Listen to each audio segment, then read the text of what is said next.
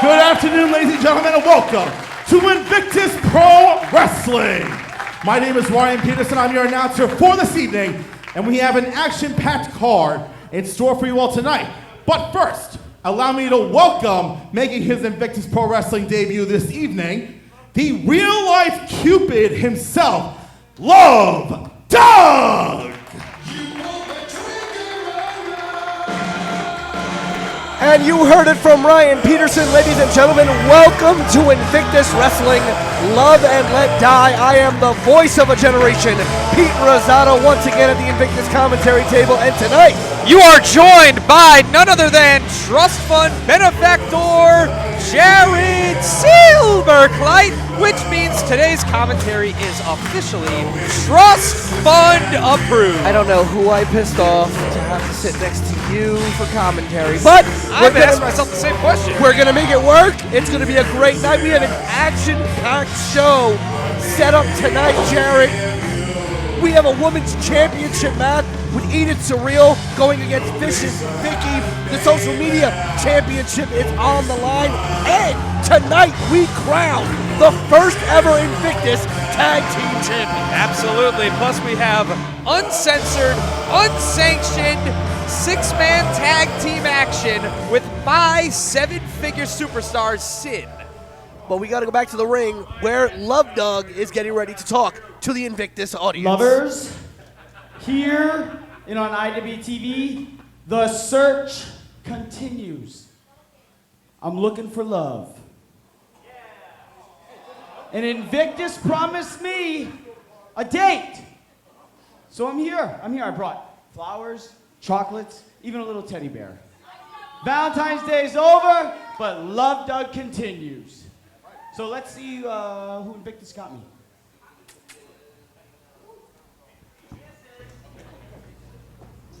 Will Love Doug finally find love here at Invictus Wrestling? This is going to be very interesting. I don't know who. Wait a minute. This music sounds familiar, and I've heard this before. I don't believe this individual is looking for love, if I recognize this correctly. Hey now! It is Max Zero, and we have not seen this gentleman. Oh, that's right, we have I not didn't seen see this him. wrestling for a while. Philadelphia, Well, we don't talk weighing about in at Zero. 240 pounds, he is the handsome, real-life Cupid, Max Zero! So, Jared, you said Max isn't really looking for love, but he is the real-life Cupid. Well, the real life Cupid, I don't think he's going to accept this humble gift from our dear friend Love Doug over here. I think these flowers are going to continue to go unclaimed.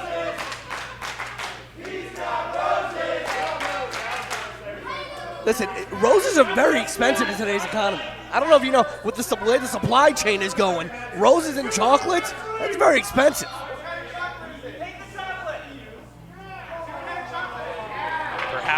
Perhaps I was wrong. There you go, that's what Maybe I'm Max talking has about. got a little bit of a sweet tooth, and If he doesn't want the chocolates, I'll take them. And Doug's a good-looking guy. He's got the great hair. He's got the tattoos. You know, he's got good athletic ability. I mean, what's not to love about Love Doug? well, there's a difference between appreciate. Exactly. That's exactly what I would have done with those meaningless middle-class trinkets that Doug tried to bestow upon someone who obviously has no interest in flowers or cheap candy. But Doug is just looking for love in any way, shape, or form. And you can hear the Invictus Wrestling audience saying they want chocolate. Listen, chocolate is not cheap. I would gladly have taken the chocolate, even if you don't want to give love to Chocolate Doug. will land you a trip to the dentist, and many, like myself, are deathly allergic to roses. In fact, Zero ending up with the roses in his hand anyway. Can't seem to get rid of them here.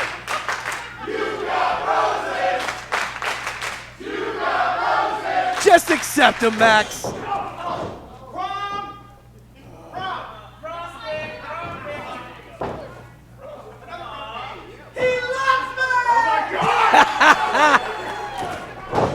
Well, you know what they say when you catch the bouquet?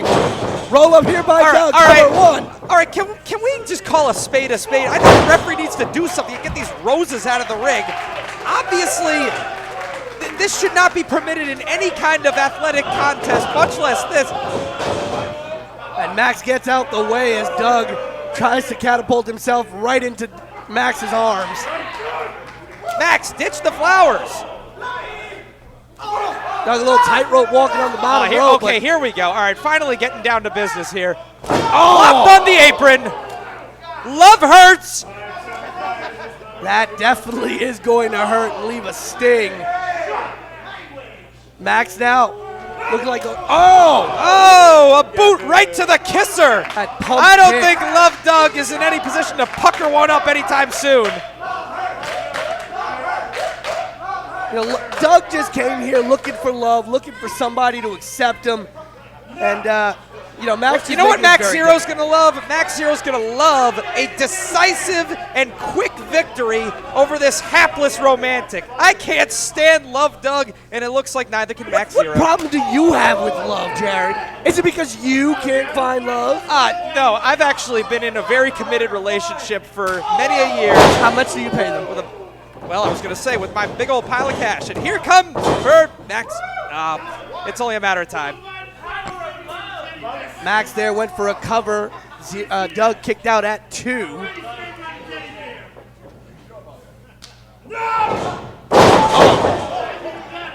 Beautiful Front maneuver there. first. Now locks in what looks like a submission hold. Almost like a I cross-face chicken wing love variation it. here. Oh, yeah, get right up and close with those chocolates, Doug. Using the chocolates. It's like re-gifting in a way. Oh, roll over though by Doug. I like it. Put the shoulders down and it got a 2 count, but Zero kicks out. Again, we haven't seen Max Zero for a while here in Invictus Wrestling. Doug is his debut here at Invictus, so this is a very interesting matchup here. Like, you know, it's not like Zero and Doug have really any animosity towards each other, but Oh, no, but Max Zero's got one serious mean streak, and he's going to make sure this is one and done. Love Doug's first and last night here in Invictus. Look at him effortlessly marching around the... Whoa! Doug rolls him Watch down. out! Number 1, 2, and a kick out again by Zero. Oh, another boot right in the mush.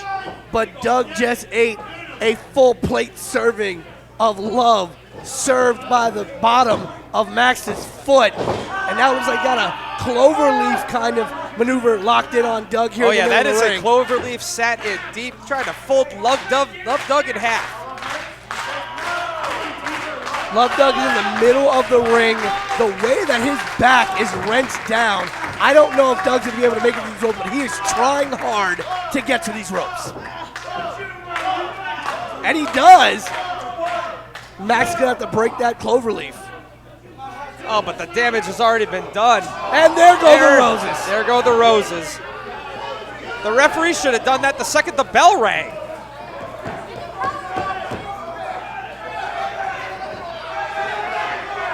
Zero coming at Doug, still trying to get those chocolates to Max.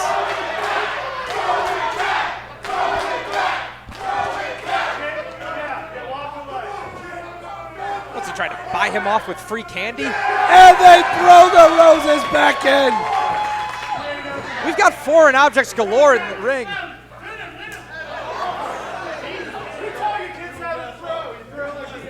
The roses are not leaving the ring as the Invictus faithful throw the roses right back at Max.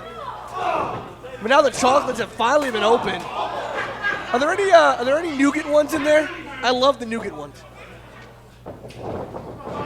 Well, I'm sure you'll have quite. Max Zero. Big clothesline there. Max Zero did not come here to satisfy any sweet tooth cravings.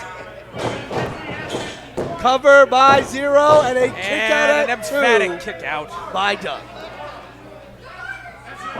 Honestly, I don't know why he doesn't just stay down at this point. It's only going to get worse for him. Listen, when you're fighting in the name of love, In you the name fight. in the name of love. You fight to the very That's end. a distraction, if you ask me. You fight until you've got absolutely nothing left. He's not going to find what he's looking for. And Doug is continuing to fight for what he believes Big in. miss. The fight for love and a fistful of roses now. Drop kick there, sends Zero to the corner. You know, Love Dog must have a trust fund of his own to pay off this referee for not disqualifying him for all this blatant rule breaking. Oh, double miss there. As Doug misses Zero, misses Doug back on the offensive, under. and now he's trying to power Zero up. He's got him up to the top rope, got him in a power position. Oh, the power of And love. that's it. There you go, Rosado.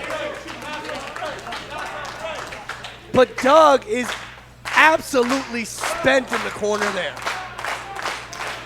That power bomb took everything he had left. You want to see the size difference between the two. Just one move. The big tree falls hard. Double knees right to Max Zero's heart. Bulldog out of the corner now. Doug really needs to please. floor him. I couldn't think of a worse way for this event to begin. Ouch! Standing sliced bread there. Cover now by Doug. 1, 2. Oh, please, if there's And anything a just kick in the out. world, thank goodness. Doug giving it all he has in this opening contest at Love and Let Die against Max Zero. I have to admit, I thought Max Zero had this in the bag early on, but Doug with a little bit of resilience. Oh, here it is. Good night. Popped them off the rope with that trying to powerbomb him. Oh, and another huge lariat by Zero. Just clocking him. He's going to be seeing stars, seeing hearts, circling above his head. But as you can see, Zero is also tapped out. He could have probably covered Doug there and got the 1, 2, 3. I think but he's so spent as well. I think he's still recovering from that power bomb.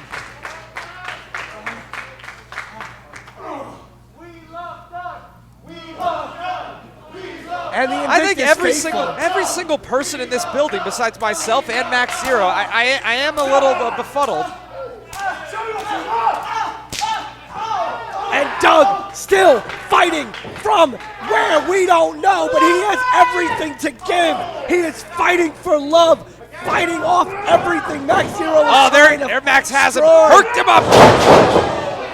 And down he goes. Cover 1, 2, and what? Doug kicked out again. Zero is incredulous at that kick out. Shining Wizard right to the back of the head. Looking for a package pile driver. Spiked him. Covers again. Doug 1, right by the ropes. 2, and 3. And that's a 3. Thank goodness. Thank goodness. Here is your winner, Max Zero. Oh my gosh. Thank you, Max Zero. I don't know if I could have tolerated a victorious Love Doug prancing around the ring. No, Rosado.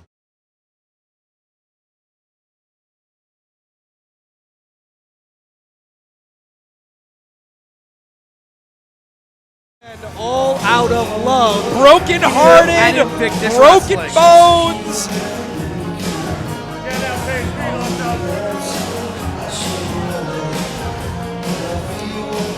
And what an opening contest. And as we said, Jared, this is just the beginning for the huge show that is Love and Let Die. Later on tonight, our main event, Gabe Sky, one-on-one against Cashflow, Ken Broadway. Absolutely, and we've got multiple championship matches in the works before we get there. Uncensored, unsanctioned six-man tag team action. Don't go anywhere, folks. First ever Invictus Tag Team Champions getting crowned tonight, Jared. We have 4 teams left in the running. We're about to go to our first semifinal tag team match. We have 4 teams: American Murder Society, Meat Locker, Mucho Trouble, and Milk Chocolate left in the running in what was the Invictus Tag Team title tournament. The American Murder Society defeated the team of Jordan Blade and Masha Slamovich, being that they had attacked Eel O'Neill beforehand. So American Murder Society went on off of that team at our last event. Milk Chocolate in here after beating the outfielders in the first round. That's right. Mucho Trouble defeated Young, Dumb, and Broke. Which was a very competitive match. And the Meat Locker team defeated the Even Stevens. These 4 teams left to figure out who is going to be the first ever Invictus Tag Team Champions. Jared, you're very big on putting your money in great investments. Who do you got your money on in the tag team tournament? Absolutely. Well, I have to say, I mean, the fact that, Milk Chocolate and American Murder Society have to be so thankful that Mucho Trouble and Meat Locker get to beat up on each other before reaching the finals. But I got to put my money on the team of Mucho Trouble. Mucho Chris Moljo, Big Trouble Ben Bishop. I think that they just might be the very first Invictus Tag Team Champions.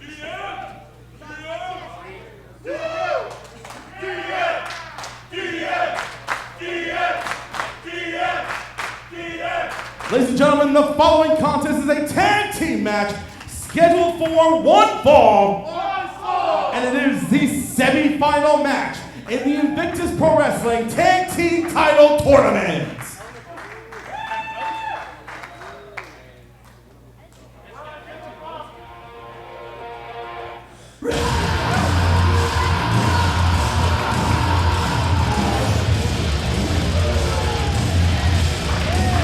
Introducing first, they are the team of Indestructible Steve Austin and the mayor of Scumbag City, John Tella, the American Murder Society.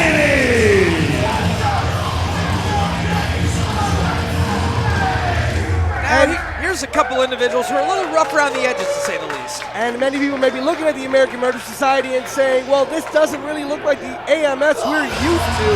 Well, those of you who may not be familiar with John Tella and Steve Austin, this is the third member of American Murder Society, as Alex Ryman and Steve Austin had a very nasty falling out just recently. So because American Murder Society had continued on in the Invictus Tag Team Tournament, John Tella stepping in.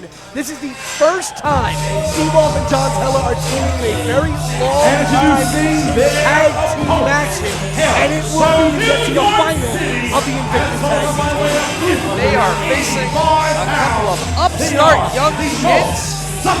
Brandon Watts, Randy Summers, Milk Chocolate. The team of Randy Summers and Brandon Watts, Milk Chocolate.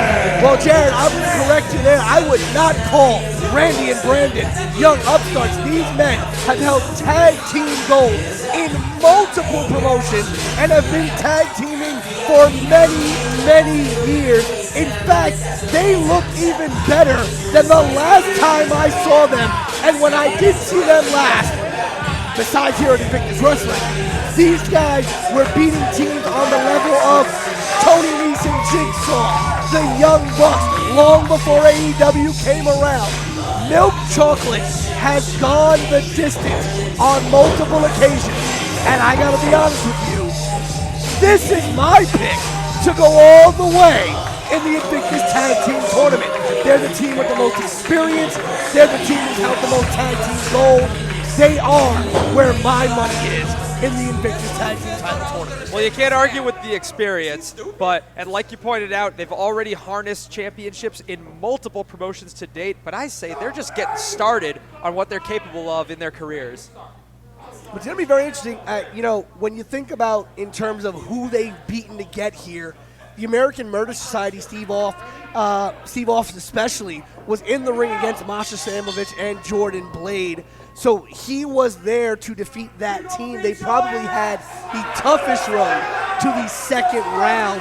Many people did not have American Murder Society making it to the second round. But you almost have to look at this as an entirely different team because it's John Tella's very first time teaming up with Steve Austin versus Milk Chocolate, and you know that their chemistry, they've had that down pat for a number of years. I mean, Tella a part of the American Murder Society, but the main tag team has been Steve and Alex for a very, very long time. But Steve is a seasoned tag team competitor, has been in the ring against a who's who of competitors. And listen, Tella's a big boy. Oh, without a question. And that's one thing you can't teach. You know that. You can't teach size. But you can't teach the matching six-packs on Randy and Brandon. This is very They're true. looking like a couple of trust fund approved competitors, if I say so myself. In fact, if I was in their corner, I'd turn them into double rich chocolate.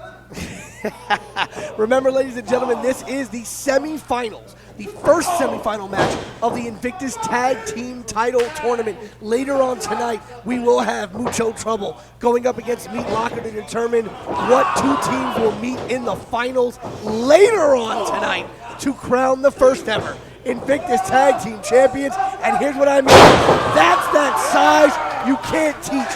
That sidewalk slam. Giving the early advantage to American Murder Society, but you talk about what the winner of this match has ahead of them later on this evening. John Tella making a difference early, but he is undersized compared to all four competitors in our other semifinal match later on tonight.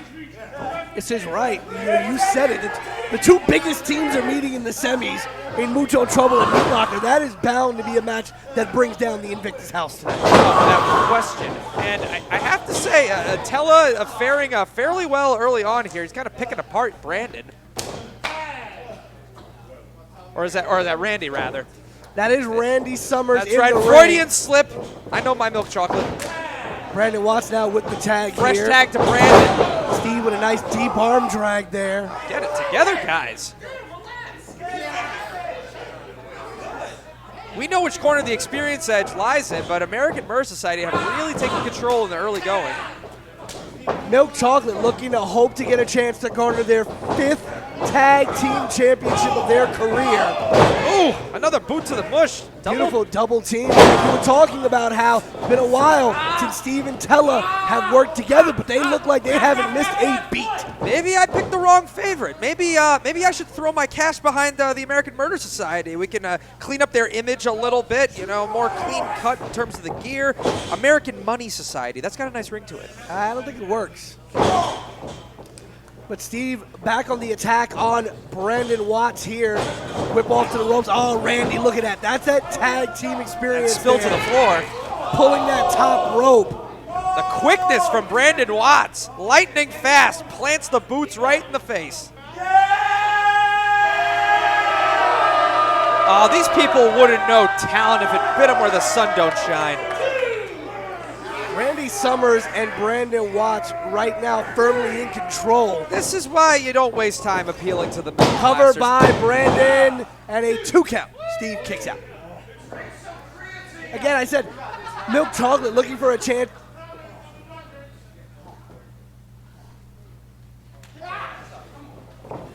Milk Chocolate trying to get their 5th tag team championship of their career. They are 3-time NYWC tag team champions and a 1-time 5-borough wrestling tag team champions. I actually was on commentary when they won the 5-borough wrestling tag team championships. Oh, without question. I mean, they've been wrecking shop in this area for a number of years for a reason. You see right now, all they needed was the slightest of openings to completely, ouch! And you talk about the slightest of openings. Steve Off just got off of that middle rope just in time. I think the referee needs to pay a little closer attention there because I think Steve Off did that intentionally. I mean, I don't know how you intentionally get off the rope. Should have been an immediate disqualification, sending Milk Chocolate right where they belong in the finals of this tag team championship tournament. But one of these teams will get to the finals of the Invictus Tag Team Tournament. It will either be Milk Chocolate or American Murder Society facing off against the winner of Mucho Trouble and Meat Locker, happening later on in tonight's event. And remember that further on in tonight's event, we will crown the first ever Invictus Tag. You see those tag team titles now? So they are beautiful. Oh, and they might look even more beautiful around the waists of Brandon and Randy as Brandon Watts is just going to town on Steve Off in the middle of the ring. Somebody else with similar stylized writing on their tights seemed to make those same gestures years ago, huh? That is very, very true. These two men, that red and that yellow, looking very mega powerful here tonight. Tag now. That is right. See, this is where the experience comes into play. And, each guy, they're making tags when they need to, keeping each other fresh, and isolating Steve as far apart from his partner as possible. And again, here's that double team action. Double team action by Milk Chocolate, bringing down Steve. Brandon making the cover, 1, 2, and Tella breaking. Hold on. Get Tella out of the ring. He obviously wasn't the legal man here. There he comes trying to kick him in the back. That's what you got to do. You got to make sure that you protect your partner at all costs. Cut the ring in half. Listen, at the end of the day, Milk Chocolate wants to keep Steve off the ring. They don't want John Tella getting in there, because if Tella gets in there with his size and his power, Milk Chocolate is at a distinct disadvantage. Well, he might just get his chance after Steve just dropped Brandon Watts face first. And now drops another Randy spill. outside the ring. Another spill to the floor. This is his chance to make that tag to John Tella. Steve Off is so beaten up. Doesn't even know where he is. Look at that! Now that was resourceful. That was quite literally thinking on your feet. Brandon using Steve Off to drop kick Tella off the apron. And there's oh my goodness! Brandon Watts may have a broken jaw after Steve Off just hit him with a vicious forearm. I have to hand it to him. He clocked him in midair. Could this be the opening for Steve Off? Brandon now, he makes the tag to Randy Summers. And off to Tella. And there's a big clothesline from John Tella. And there goes Brandon Watts down. Summers is down again. Tella, the big man, is angry and he's in the ring. And he's taking out all the pent up frustration. My goodness, out on the Milk height Chocolate. on that. Tella going vertical. Summers almost, his feet are almost touching the roof of Ridgefield Park.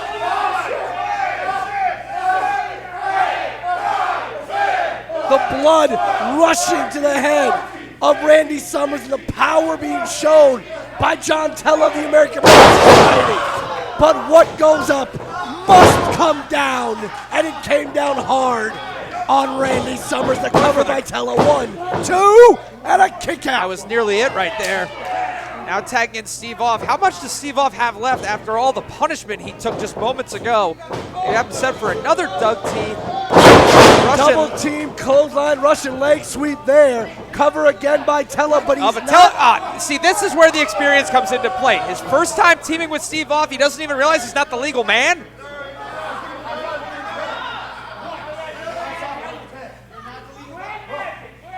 See, now he's got the referee occupied. Oh, there you go. Taking advantage of the opening.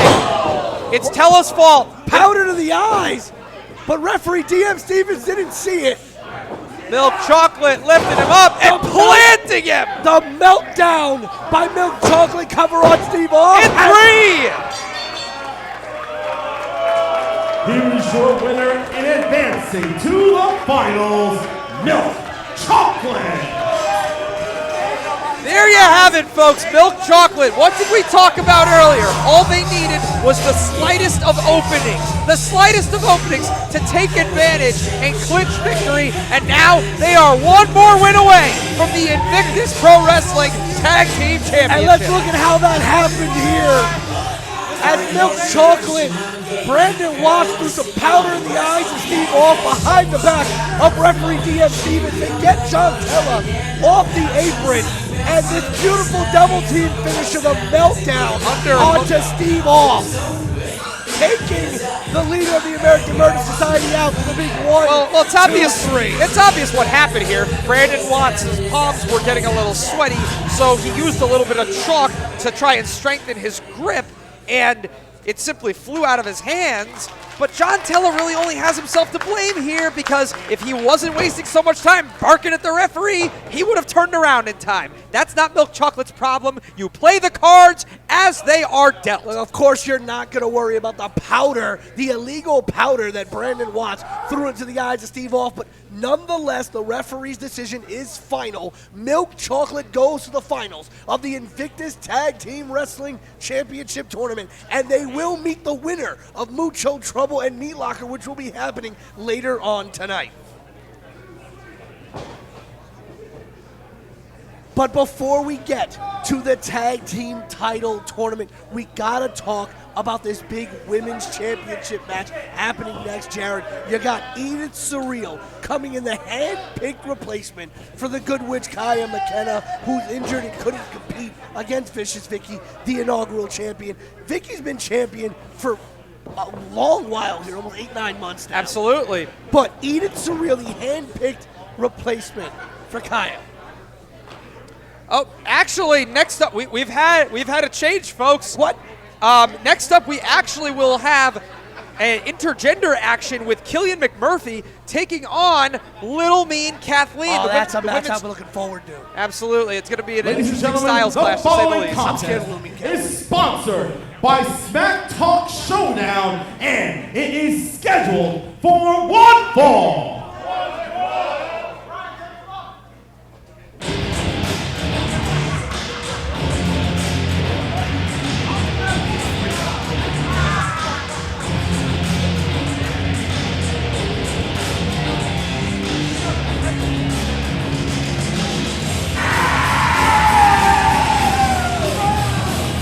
Introducing first, accompanied to the ring by his best friend and manager, Big Dust, hailing from Patches Patch, Kansas State, weighing in at 207 pounds.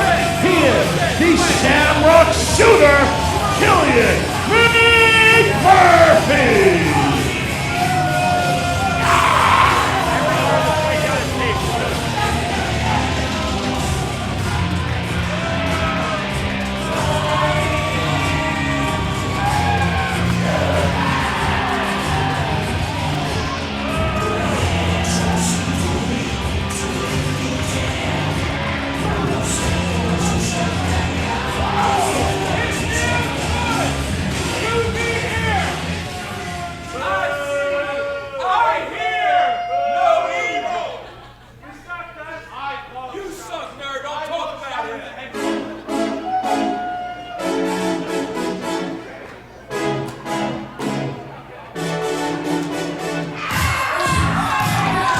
Introducing his opponent, hailing from Flavortown, this is Little Mean Kathleen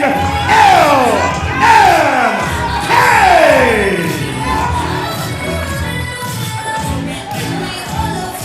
Little Mean Kathleen. Everyone tells me she's one of the nicest people in the world. I have a bone to pick with that. She's been nothing but rude to me every time we've interacted.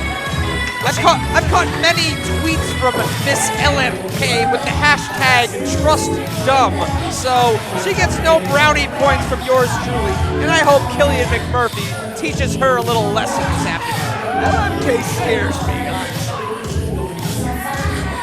But I love her, but she scares me. Every mother's nightmare, if you ask me. We want to thank our sponsors, the Smack Talk Showdown and the Sweet Chinwag Podcast, for sponsoring this match, and we thank every sponsor who helps to make Invictus Wrestling possible here tonight. We've got a couple more coming at you. Once again, thank you to the Smack Talk Showdown and the Sweet Chinwag Podcast for sponsoring this match right here. LMK versus Killian McMurphy, and honestly, the man with the best scream in the business, his best friend, Big Dust. Oh, 100%. As a fellow manager extraordinaire, I totally respect the craft of Big Dust and what he offers to Mr. Killian McMurphy's career. Here we go, LMK and Killian McMurphy.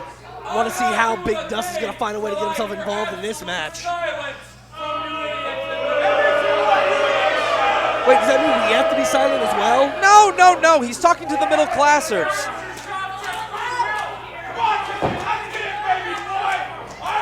I mean, I just don't know why these cretins won't listen to him. Everybody knows at a wrestling event, no one has greater authority than the man wearing the most put-together suit.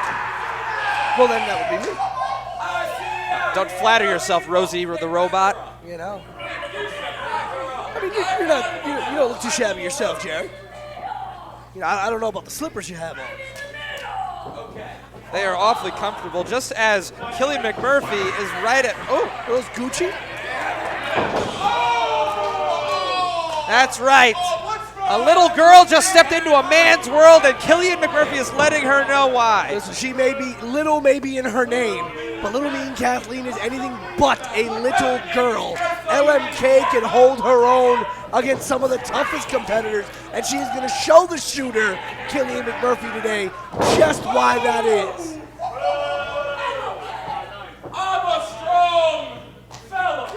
Oh, boy. I mean, just look at Killian McMurphy. I mean, one of his arms is bigger than one of Kathleen's legs. I mean, one of his arms is bigger than the other, and I think that might be a medical condition. LMK trying to flex on Killian. Who does she think she is? She's strong.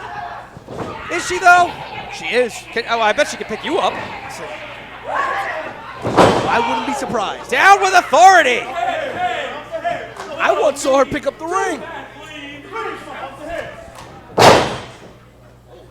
Look, see, Killian, Killian, look at that. Put your back into it. Come on, buddy, you got it. Biceps on LMK. Oh, easy! Hold on, referee needs to get in there. Press. Is that a chokehold? Oh, come on, this can't be legal. Nah, she's got him by the Give me side. a break. She's got him by the big old ears. And now peels him halfway across the ring. No, he slipped. You know, the canvas, it's got like a loose section to it. Ouch! And again. And here comes Dust. Do what you gotta do, Dust. Do what you gotta do.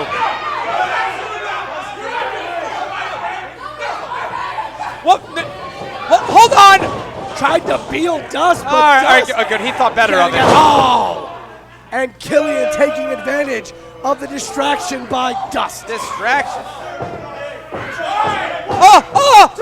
Oh, there's a problem with that, but no issue whatsoever when LMK does the same thing. And there's the people act chokehold. like there's no collusion around here. Suspect officiating. No suspect officiating. Killian McMurphy was using an illegal chokehold. There's a big difference between stretching the rules and breaking the rules. Again, Dust getting involved in a match. If Dust wants to be involved in matches so much, why doesn't Dust just get in the ring as a competitor? Absolutely no. Less is more with his involvement, and he knows that. If the referee doesn't see it, then it's not illegal. You know, I've made a career based off that principle. 1, 2. And a kick out by LMK. It wasn't a kick out. He picked her Listen, up. and just like you, He's Jared, going to enjoy this, Rosie. Trust me. and just like you, Jared, there are a bunch of people who would pay good money to get Dust in a ring for 5 minutes. Just like there are a bunch of people who would pay good money to get you alone in a ring for 5 minutes. Well, when it comes to good money, nothing's better than the price tag that I can offer up. But I have no interest in being a competitor. You know what my finisher would be, Rosie? It would be paying someone else to hit theirs. Terrible. Absolutely terrible. LMK still on the receiving end of a beating here from Killian McMurphy, but I don't count LMK out. I've seen her come back from worse situations.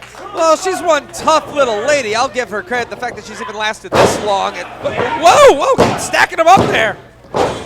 Killian kicks out at 2 here. I think he's nervous. Roll over here by LMK, another 2. Crucifix roll over. All right, now he's just getting dizzy. I think that there's some vertigo happening here. Oh, the lights go off. It's about to be lights out for LMK. Oh, cross body, but Killian catches her there. This little girl is about to get spiked. With authority, Rosado, with authority. Through LMK, halfway across the ring.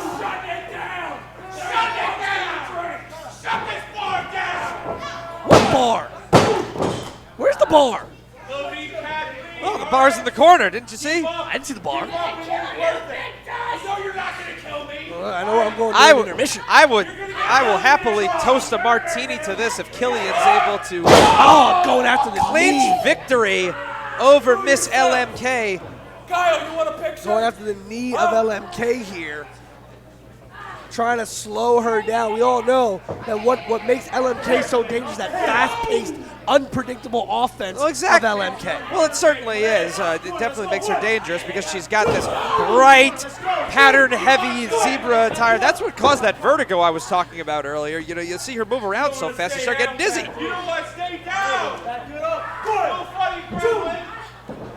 Killian McMurphy quickly building up a list, and there Oh, goes Dust I love it. again. I love it. Again, Dust inserting himself into a match. If he wants to be in the match, get in the ring, Dust. Get in the ring. Listen, if this referee is going to waste time admonishing Killian for rules that he isn't breaking, how can you blame Big Dust for taking advantage of the opportunity? Whoa, yikes! That should be a disqualification right there. Listen, at this point, it's like it's a 2-on-1 handicap match because LMK isn't That's just a competing stretch. against Killian, but she's got to worry about Big Dust on the outside. After what she pulled, trying to strangle Killian into unconsciousness from the opening bell, I say whatever happens next is her fault. Why doesn't Dust do like his moniker and blow away in the wind?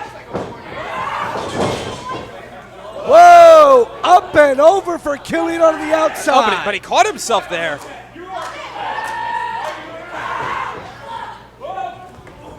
And Dust catching his best friend. That's Look. that exactly. That's what a good manager is for. Oh no, LMK. No, guys, turn around! And LMK flies and takes out both Dust and Killian, and they go down. We have like dust in the wind. Another illegal maneuver there, as Dust was obviously calling a timeout. They're outside the ring. That's not where you can have a pinfall or submission, and she's just gonna jump on them when they're not looking? That's kind of the whole point. Take your competitors out by any means necessary within the rules. I think it's classless, if you ask me.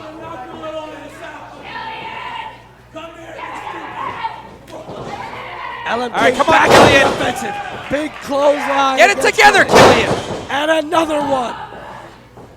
LMK getting ahead of steam now. Ouch! Beautiful drop toe hold. Oh my gosh, his face is gonna look as bad as yours. And the stomps by LMK. Oh my gosh.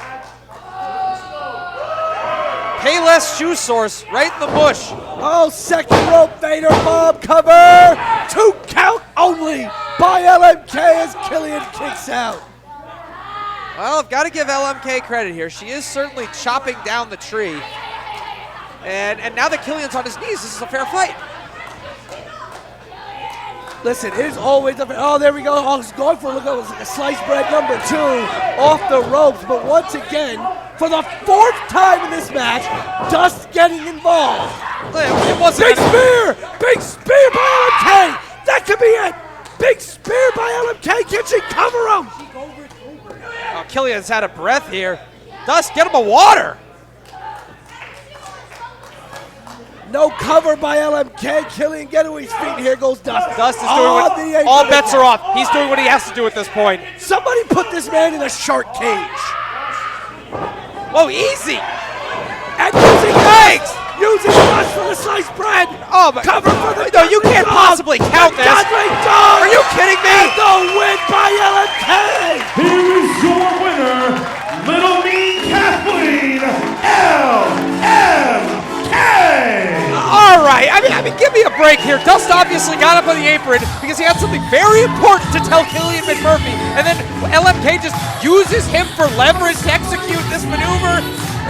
That should have been a disqualification on the spot. Listen, that's what happens when, as a manager, when you're placing. Okay, give her what she deserves. She didn't earn that win.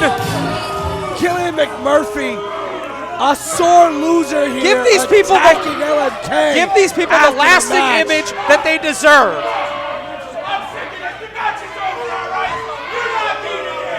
This is what it means to be a sore loser here. Dust got himself involved and cost Killian the match. Oh, wait. Who's that? Who's who? Is it? It's CPA! CPA is here. It's CPA! Well, he certainly dressed for the occasion. Well, it is tax season. That's for sure. Oh my gosh, he's come to collect. Killian hasn't filed. Yeah, Dust knows better. Get him, Killian.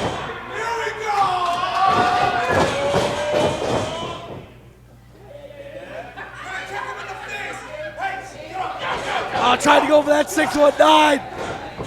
And Dust getting Killian out of there, but CPA coming to collect on Killian. He didn't forget about what Killian and Dust did to him.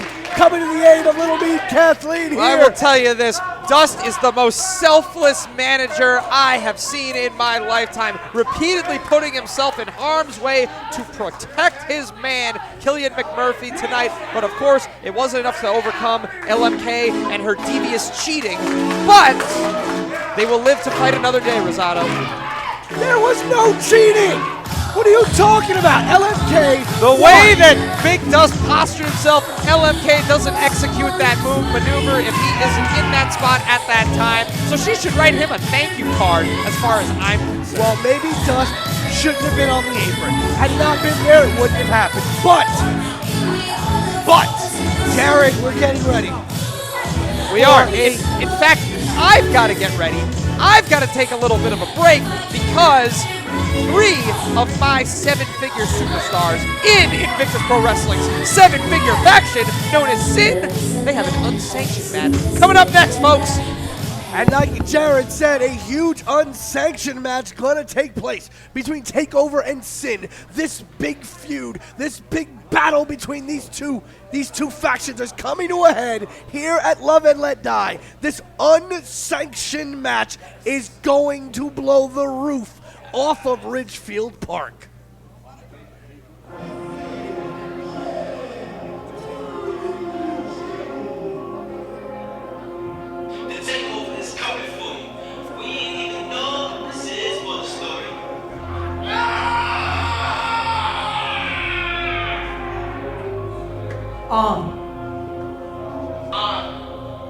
GMP, yeah, we come and we take over. Destroying everything to take cover. It's gonna come and we take over. Destroying everything, so take cover. Make a way to the top, we can't stop. Every hit gon' drop. Watch it hit the ground, nigga, that's a flop. Yeah, we come and we take over. Yeah, we come and we take over. No intro this time. Yeah. This face cry now. That's the sound that brings the demon out to the fight. Let's go. That's the sound that brings the savage out to the fight. That's the sound that brings the greatest showman to the fight. Check go. That's the sound that brings Bougie out to the fight. God bless. This shit my year. Yeah. This shit our year. Yeah. Ain't no acceptance to us. Ain't nobody fucking with us. Yeah. This shit our year. This shit our year. Ain't no more politics. Ain't no more bullshit. Yeah. Fuck all of that funny shit. We Yeah. the greatest in this bitch. Ain't no debates in this bitch. The takeover up in this bitch. The takeover is coming for you. But we ain't even know this is for the story. Yeah. The takeover is coming for you. We ain't even know what this is for the Yeah, story. we come and we take over. Destroying everything, we take cover. Yeah, we come and we take over. Destroying everything, we take cover. Make a way to the top, we can stop. Every hit gon' drop. Watch it hit the ground, nigga, that's a flop. Yeah, we come and we take over. Yeah, we come and we take over. I came, I saw, and then I conquered. I'm going in, fighting my way. I'm fighting my sins and counting me out. I'm back in the ring, back in the booth. I'm speaking the truth. They let my lingo, so they put us in a loop. We can stop now. This is our plot. We destined to be. We must succeed. Give me the loot. Y'all niggas on snooze, afraid to fail. Richie is good, sour 12. Yeah, we live. Fake Boozy, Savage, Jackal taking over eyes. Corey on the beat, yeah, it's a fucking crime. Bodies on the scene, yeah, not looking nice. Not looking nice. Yeah, we come and we take over. Destroying everything, so take cover. Yeah, we come and we take over. Destroying everything, so take cover.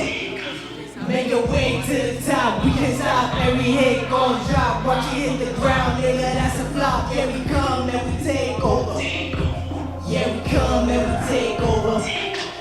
Yeah, take over, let's get it. Woo! Let's make some noise. Jaco, Face, and Jay Bougie. The Takeover is here at Invictus Wrestling and ready for war at Love and Let Die. They came in battle fatigues and ready to go to war, but now they have to face their opponents. They have to face Sin.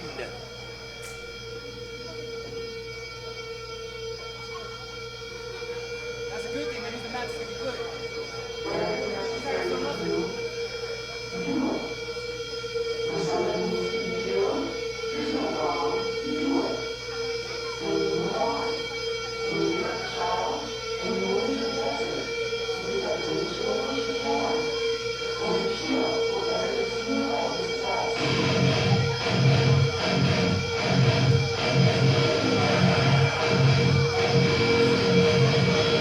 Ladies and gentlemen, the following contest is an unsanctioned match. Making their way to the ring, accompanied by Jared Silverclight, they are the team of the Thespian J.S. Hawthorne, Danger Hawk Dennis Morgan, and PJ Savage. Together, this is Sin!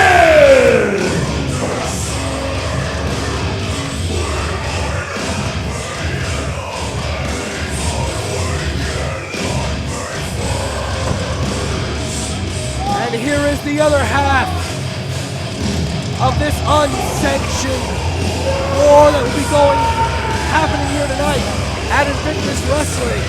J.F. Hawthorne, Danger Hawk Dennis Morgan, and PJ Savage. The faction known as Sin. These men have wreaked havoc not only over Invictus Wrestling, but over TakeOver as well. Remember PJ Savage, a longtime member of TakeOver, a longtime friend of Jay Bougie and Face and Jacob, turned his backs on them to join Sin, and has led them in this war against TakeOver. And they are starting fast! Savage taking everybody in TakeOver out. And this is going to be one hard to watch match. This is going to be hard to keep order of.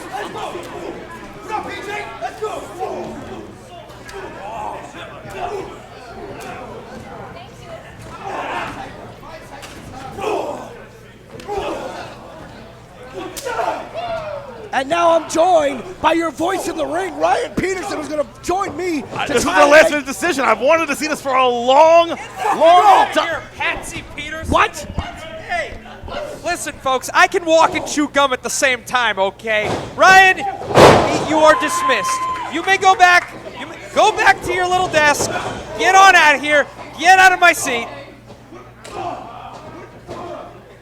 I thought you were managing Sin. I am. I'm multitasking. I'm not going to miss out on a chance to commentate this trust fund-approved destruction about to take place. Oh, Savage and Bougie in the ring. That's the seven-figure Savage. Get it right, Rosie. You got Jaco and Face taking out Dennis Morgan right on the outside. And Bougie with the Rana. But here comes J.S. Hawthorne. I may not like the man, but I love the Cactus Jack ensemble you brought to the unsanctioned fight here tonight. Absolutely. Where do you think you got such sick, demented, twisted inspiration from? Huge chokeslam from Savage to Bougie. Again, let me tell you, there is nothing that TakeOver is capable of inflicting on my men. They're willing to hurt themselves far more than anyone else could ever hurt them.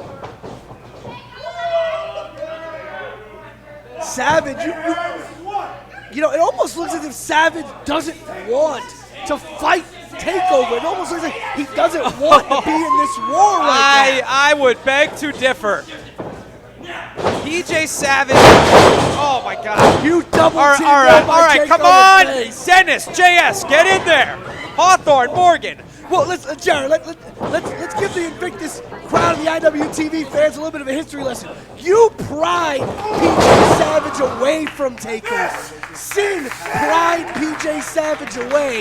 You must have done something to get him away, but at the end of the day, his initial allegiance lied with his longtime friends in TakeOver. What do you think it took to pry him away, Rosado? There's only one thing that matters in this industry. You can make friends or you can make money. I assembled Sin. I brought these men together. It's never been done before in professional wrestling. The 7 deadly sins, I'm going to turn them into 7-figure superstars. Why? Because I got the money to do so. But you don't think that maybe friendship and that long-standing camaraderie, the brotherhood that these men once had with PJ Savage will at some point come into play? Listen up, Rosie. You're obviously ignorant on this subject. In this industry, you got to get them before they get you. And nobody is going to get PJ Savage because I taught him to have eyes in the back of his head. So we've got door, kendo stick, chairs, The entire Ridgefield Park Knights of Columbus has just turned into a literal walking dungeon of pain right now. Hey, maybe Love Dog should come and help these guys out. You know, I bet they could really use his roses and chocolates right about now. I don't think that's gonna help. Jay Bougie and Face both flying the outside. Listen, we're just scratching the surface here. This is going to get ugly, and it's going to get ugly quick. That's actually the real reason I'm behind the table here, because I am funding this unsanctioned bout, but I would like to keep a safe distance from this carnage and let my seven-figure superstars carry the load. And of course, our sponsor for this match, who else would sponsor a huge unsanctioned, outrageous war but Henny Wrestling? Give a big follow to Henny Wrestling on Instagram for sponsoring this unsanctioned war between TakeOver and Sin. And of course, if you could find a sponsor crazy enough to do it, it's Henny Wrestling. I've never really been a fan of Henny myself. It's a little lower class than I'd personally prefer to drink. You can find me going for the top shelf champagne. Also want to thank Mo's Figure Collection for also sponsoring tonight's unsanctioned match between TakeOver and Sin. Right now, Savage and Jaco in the ring. Savage is picking apart Jaco. Went for a huge clothesline. Jaco ducked that one. Overmanned, overmatched. Dennis Morgan on the outside with Jay Bougie. I don't know where JS Hawthorne disappeared to. Oh, but what you'll know when he comes back, though. Catapult drop kick there by Jaco.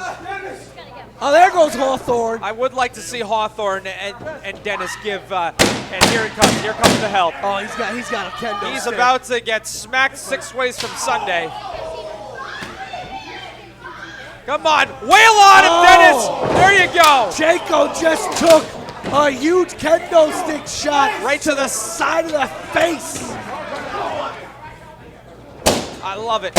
Speaking of face, here is Face now with a kendo stick of his own. And they are trading shots. Dennis Morgan and him trading. Those kendo sticks are splintering. And Dennis dropped like a house. JSK, oh my, he has, Oh, no. he's got a hacksaw. Oh! Side Russian leg sweep with the hacksaw. Now he's going at the skull of Face. Slice him to pieces. Lord knows he deserves it. Go for the ankle.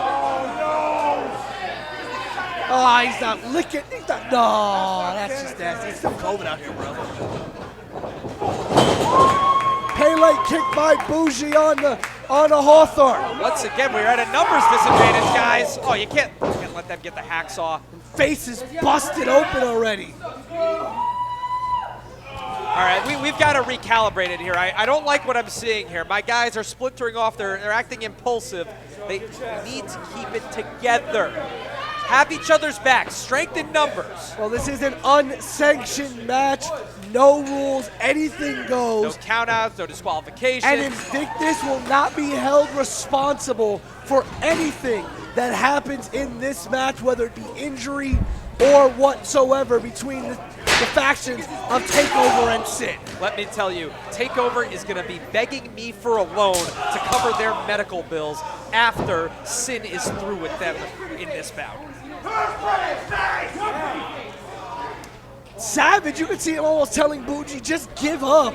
Savage, again, it looks like he doesn't want to do this. I mean, he understands what side he's on, but it looks like he doesn't want to have this battle. Well, he doesn't want to fight his former friends. He's telling Bougie, just give up. Well, they're at a disadvantage, Rosie. We've known this from the beginning. Sin, they've had the numbers in play. 7 of them.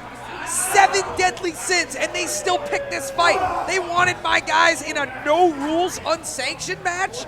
I mean, Savage would love to end this one quickly, but these idiots don't know when to stay down. And Hawthorne taking the edge of the kendo stick right to the already busted open head of Face. Now Jaco and Hawthorne fighting the entranceway. Hawthorne's busted open. Yeah, this is getting gruesome in a hurry. Bougie and Savage are on the stage. Bougie and Savage are on the stage.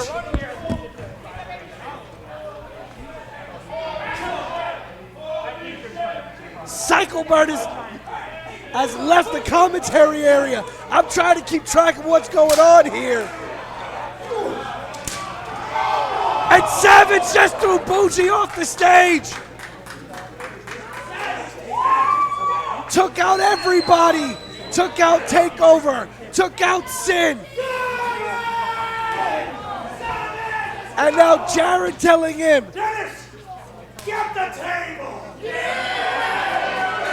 to finish it. Dennis going to get a table. This does not look good, ladies and gentlemen.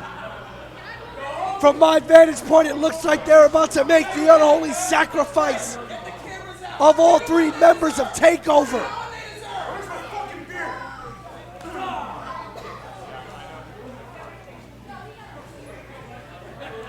Savage looking down on the carnage and the destruction. They've got Jaco on the door.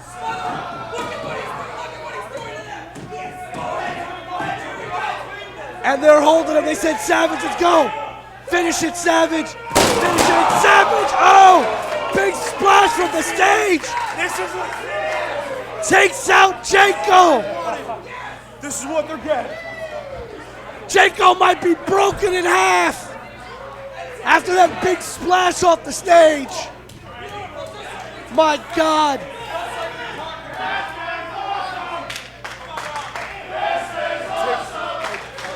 This is carnage.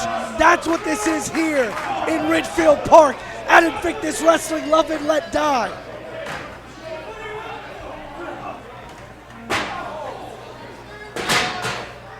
Face now taking the fight to Savage over on the side of the ring. I just ate a shot, a chair shot to the head.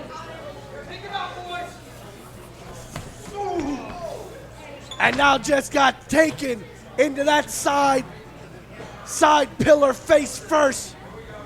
Savage just launched him. Ladies and gentlemen, it is so hard to keep track of what is going on here. We've got a battle happening on three different sides of the ring.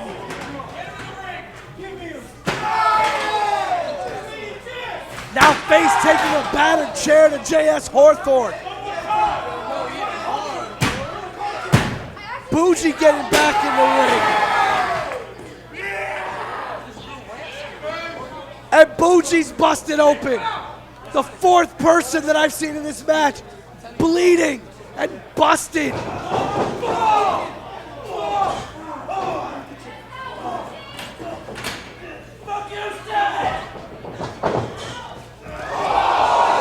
Jaco went to take out Savage, but Savage ducked, and Jaco flew over the top and took out Hawthorne and Face. There are bodies flying everywhere. Big springboard cutter by Bougie. Bougie's wearing the crimson mask. He just took down Savage with that big springboard cutter. Cover, 1, 2, and Savage kicks out.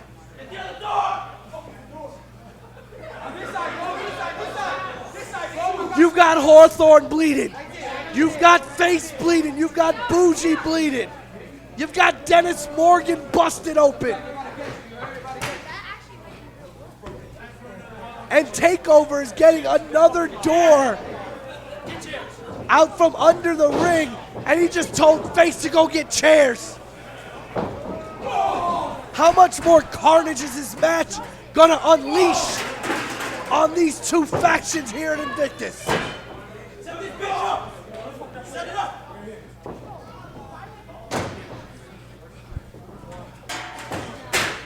Savage taking the brunt of the beating right now. Hawthorne and Dennis Morgan are out of this match right now. Jarrett trying to get them back involved, but Savage right now taking out all three members of TakeOver. All by himself.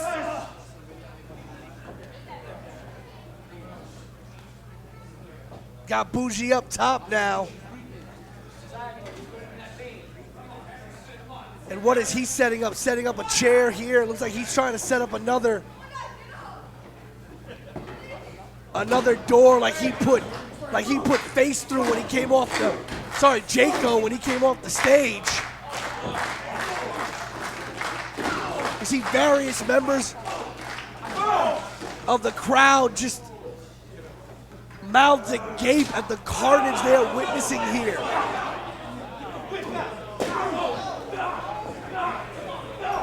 Looks like J.S. Hawthorne, he's got that bag. I don't know what the hell is in that bag.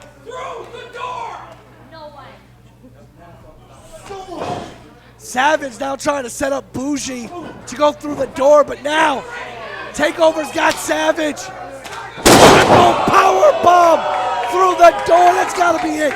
That's got to be it, guys. Just cover him. Cover him there. What do you mean not yet? It's time to kill them! Don't hesitate on me, Savage! And Hawthorne and Dennis Morgan now getting a beat down, but you see, Savage and Hawthorne were going back and forth. Apparently Savage said not yet, and Hawthorne wondering what the heck he means by not yet. He said this is the time to kill him, time to take out the TakeOver. But Savage seems to want to have mercy on the TakeOver and some again.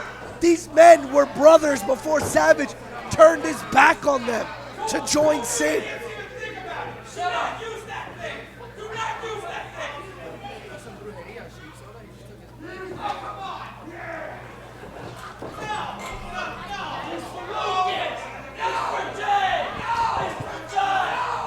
Three members of TakeOver once again setting up for some triple team maneuver here.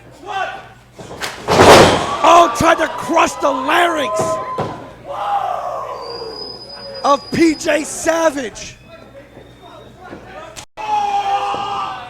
And now Hawthorne, he's got a bull rope whip. And he is whipping all three members of TakeOver here.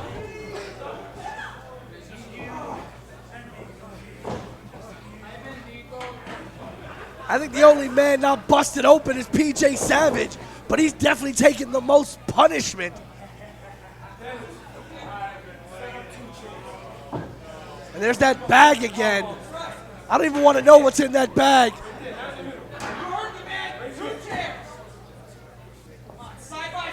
And now he's opening it up here. Oh, the thumbtacks. Poured out the thumbtacks onto Jay Bougie.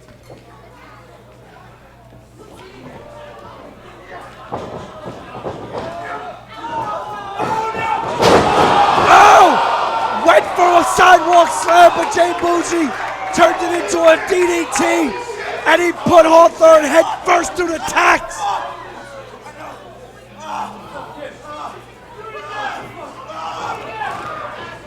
And Bougie stomped Hawthorne's face into the tacks.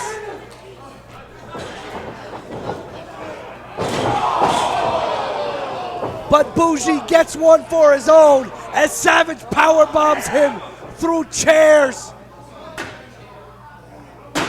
Listen, one of these factions is going to win this match, but I think both of these groups of men are going to need to go to the hospital after this show.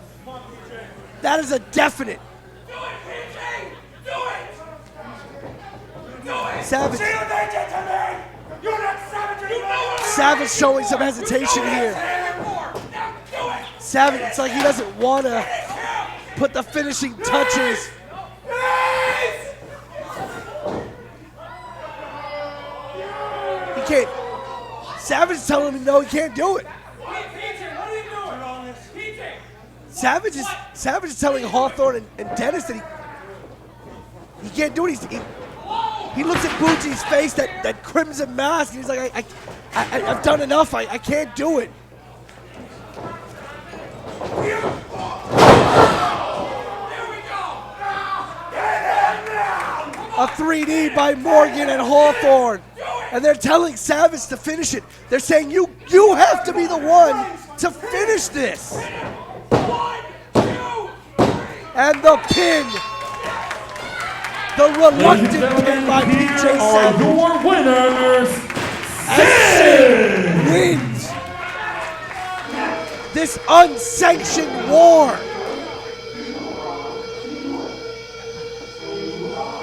There are thumbtacks and broken chairs and broken tables and kendo sticks all over this building right now. But yet Sid stands tall. At the end of this, it is J.S. Hawthorne and Dennis Morgan and P.J. Savage who walk away with the win.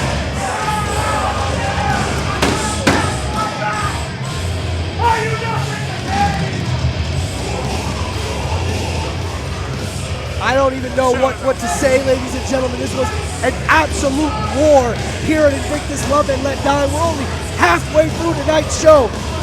And this unsanctioned match taking us right into intermission. But when we come back, we have the Women's Championship match. Edith Surreal taking on Vicious Vicky. The Social Media Championship will be on the line as Big Game Leroy goes up against Kennedy Copeland.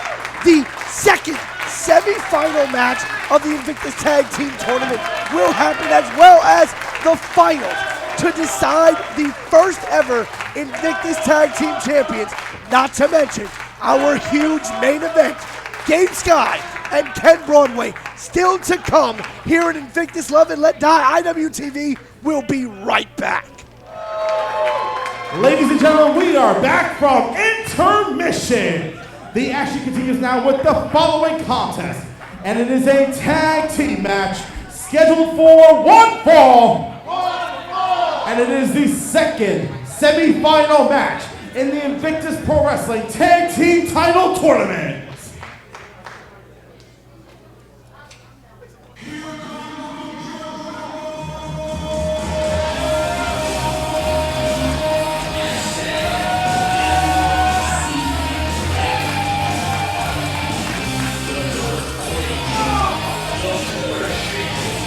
Welcome back, folks.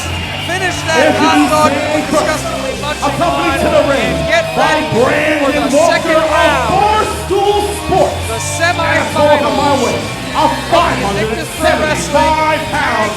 They are the team of hashtag MCM Mucho Chris Mojo and Big Trouble Ben Bishop. Together, they are Mucho Trouble. And welcome back from intermission in Invictus fan base and IWTV viewers everywhere. And we are coming back with a huge matchup. As you heard, Ryan Peterson, our voice in the ring, and Jared Say here at the commentary table. The second match of the Invictus Tag Team Tournament semifinals. We already know one of the teams in the finals, Milk Chocolate.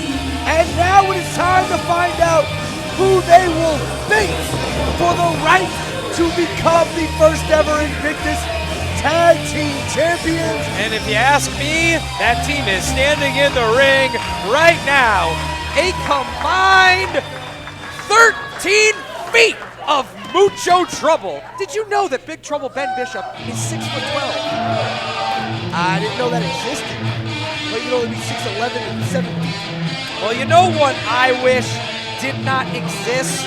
One half of this team. And introducing their opponents, at a total combined weight of 705 pounds, they are the team of Kerr and Wrecking Ball Nagurski. This is Mean Rocker. Well, while you may be expounding on the height that Mucho Trouble have, the team known as Meat Locker, Kerr and Wrecking Ball Nagurski, definitely have the size and the size advantage and the meat advantage. I don't know why I'm saying it like that, but that's what they have. They have a big, meaty advantage. Oh, without question. As much as it pains me to admit it, Wrecking Ball, Ligursky, and Kerr are incredibly powerful and destructive on their own. And now that these two behemoths have joined forces, you're talking about 800 plus pounds of pure mayhem. However, if there's one team that's up to the challenge, it's Mucho Trouble. And this is definitely going to be a battle between two teams that both dominate on different ends of the size spectrum. Whether it be height or whether it be weight. Oh my gosh, a meeting of the minds right in the center of the ring. Kerr and Ligursky double clothesline. Trouble and Bishop both outside the ring. Yeah, see, this is where a good manager comes into play. Brandon Walker needs to get Ben Bishop and Mojo on the same page here. Ligursky, wrecking ball, take it easy. Listen, you can easily whack an innocent bystander. Brandon Walker needs to get out of there because, listen, Wrecking Ball did not forget what Brandon Walker did to him almost a year ago at In Bloom. What he did to him? Oh, how about what he did to Ben Bishop? It was a miscommunication that allowed a fluke victory by Wrecking Ball. And you know, if Mucho Trouble makes it to the finals, and let's say Mucho Trouble were to win the final match and become the inaugural tag team champions here in Yes, Vegas, like I'm expecting. Yes, go on, Rosie. you essentially could have Chris holding not only the briefcase, but be one half of the tag team champions. Exactly. You could be talking about Mojo 2 belts before you know it. Between the briefcase and the tag team championship, I mean, we could be looking at a new face of Invictus Pro Wrestling, if I do say so myself. That is definitely the case. And as you were talking about a good manager, Brandon Walker really put himself to good use there, distracting Kerr. He runs the most successful wrestling podcast out there, Wrestling. Haven't you listened to it? Oh yeah, he heard me. He knows it. I'll definitely put it on my watch list. He hasn't invited me on as a guest yet, but I know it's only a matter of time.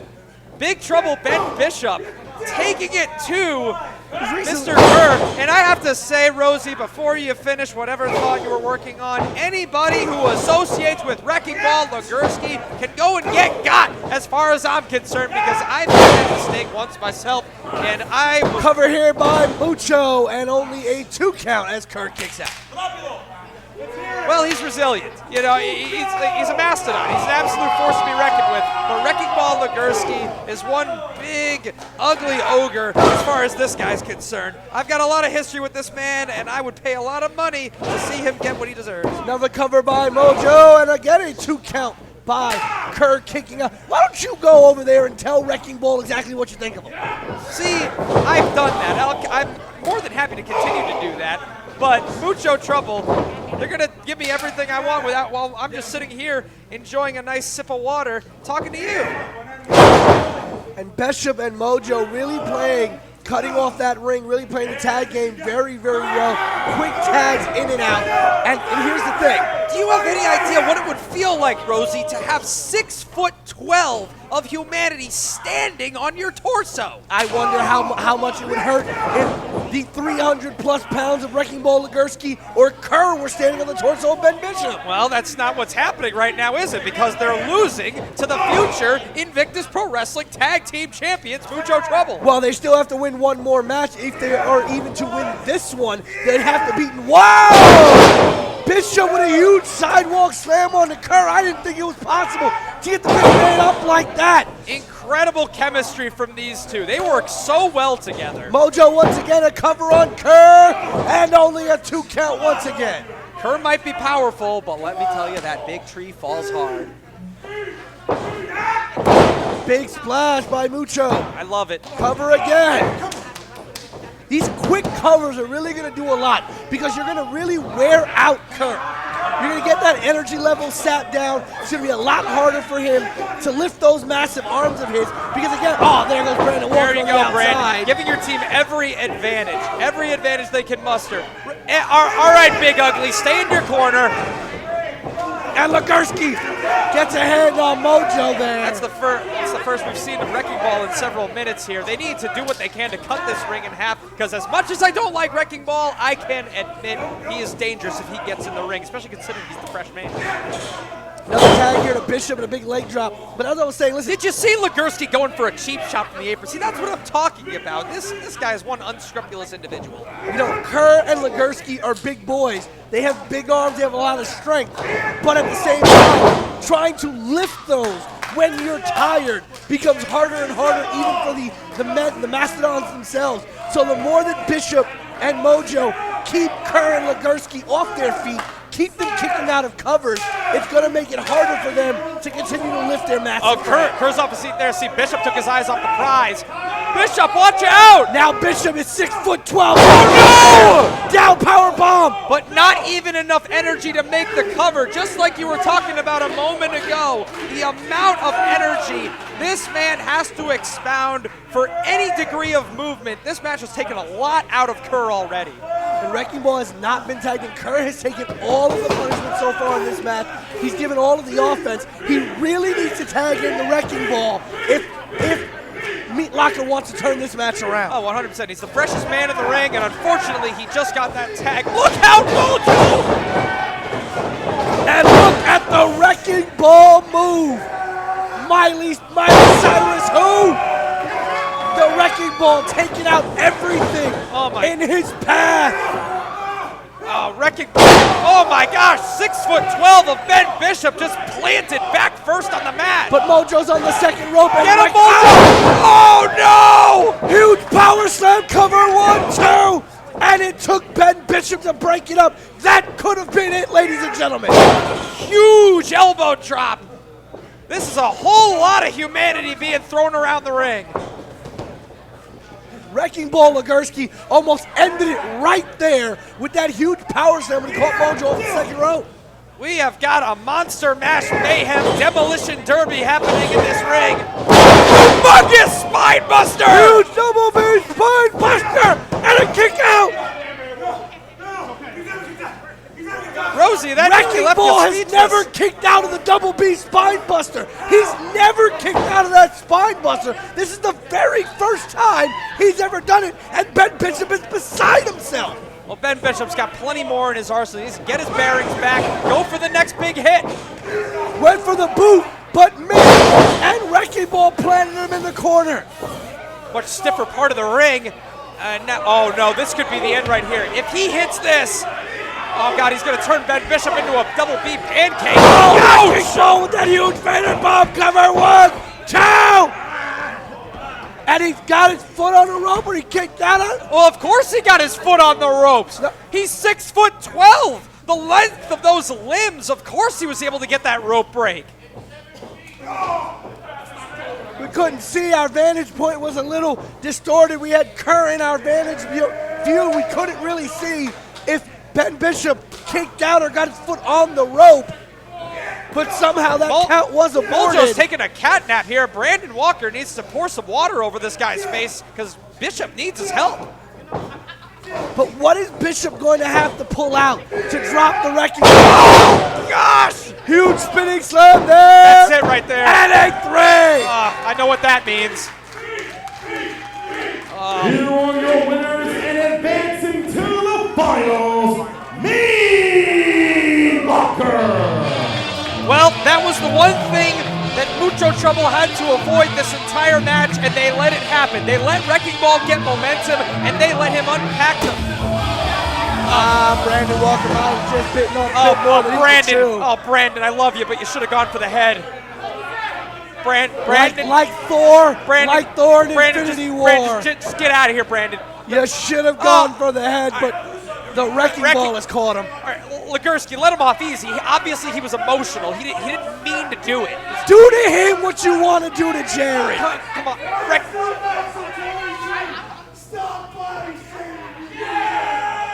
Body shaming?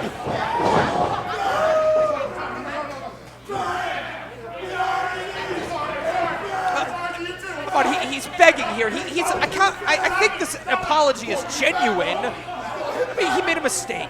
It's understandable. I would have done the same thing. Meat Locker, please let him off easy. Come on, easy. No, this is what happens when you go on a podcast and you body shame and you call people. Oh no! fat. Don't do it! Please! No! No!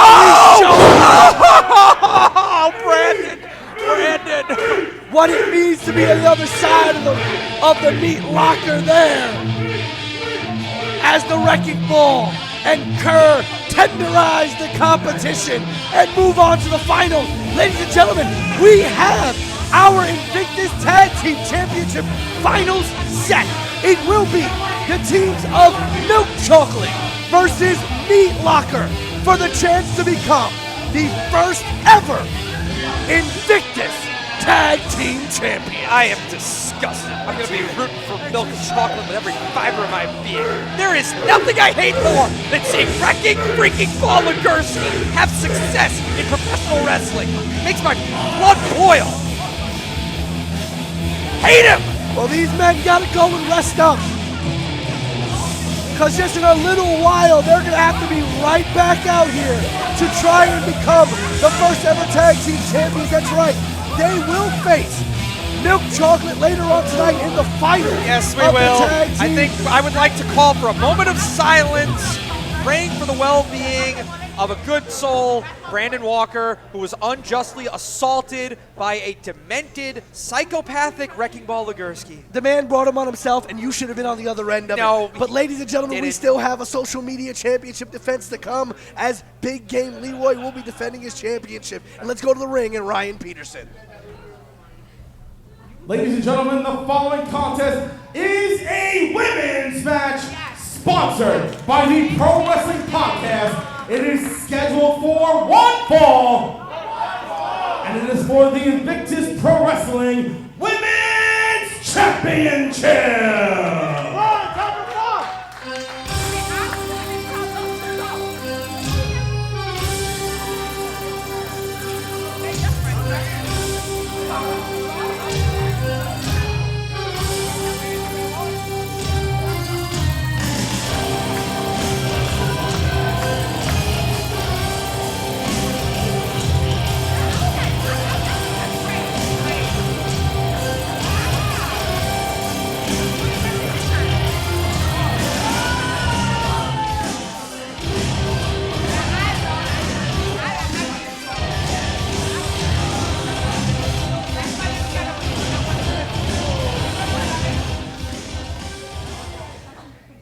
Okay, couple things here, man. Invictus management, really? Kai McKenna, right? Who was absolutely scared to step in the ring to me, so that phony baloney decided to fake an injury. I know how it works.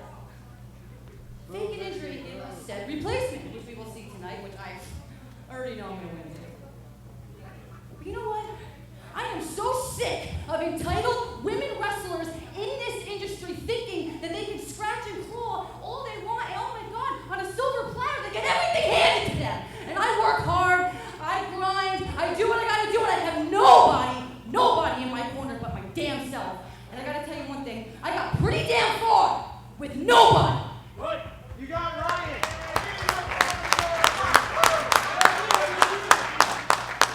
Vicky's 6 belts is a real thing. Screw 52 belts and whoever the hell else wants to claim whatever they want to do. But I know that in the independent wrestling scene today, I'm so hot and tripping over my own freaking words. I am the hottest on the East Coast. And why? Why I don't have opportunities is beside me. But you know what? It is surreal. Get your ass in this ring. I'm home, bitch. Rough language, understandably so for Her Majesty.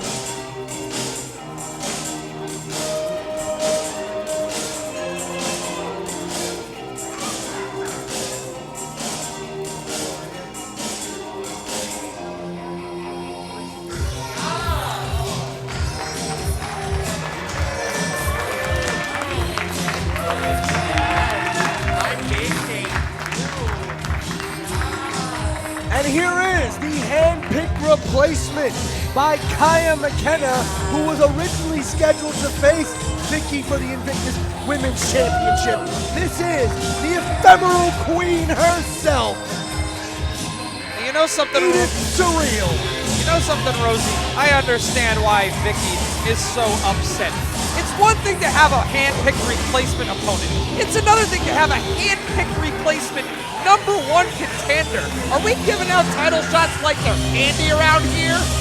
First of all, if you think that Edith Surreal, based on her body of work and resume, does not deserve an Invictus title shot, you better look at that resume again. Introducing first, the challenger. Hailing from Philadelphia, Pennsylvania, this is the ephemeral queen, Edith Surreal.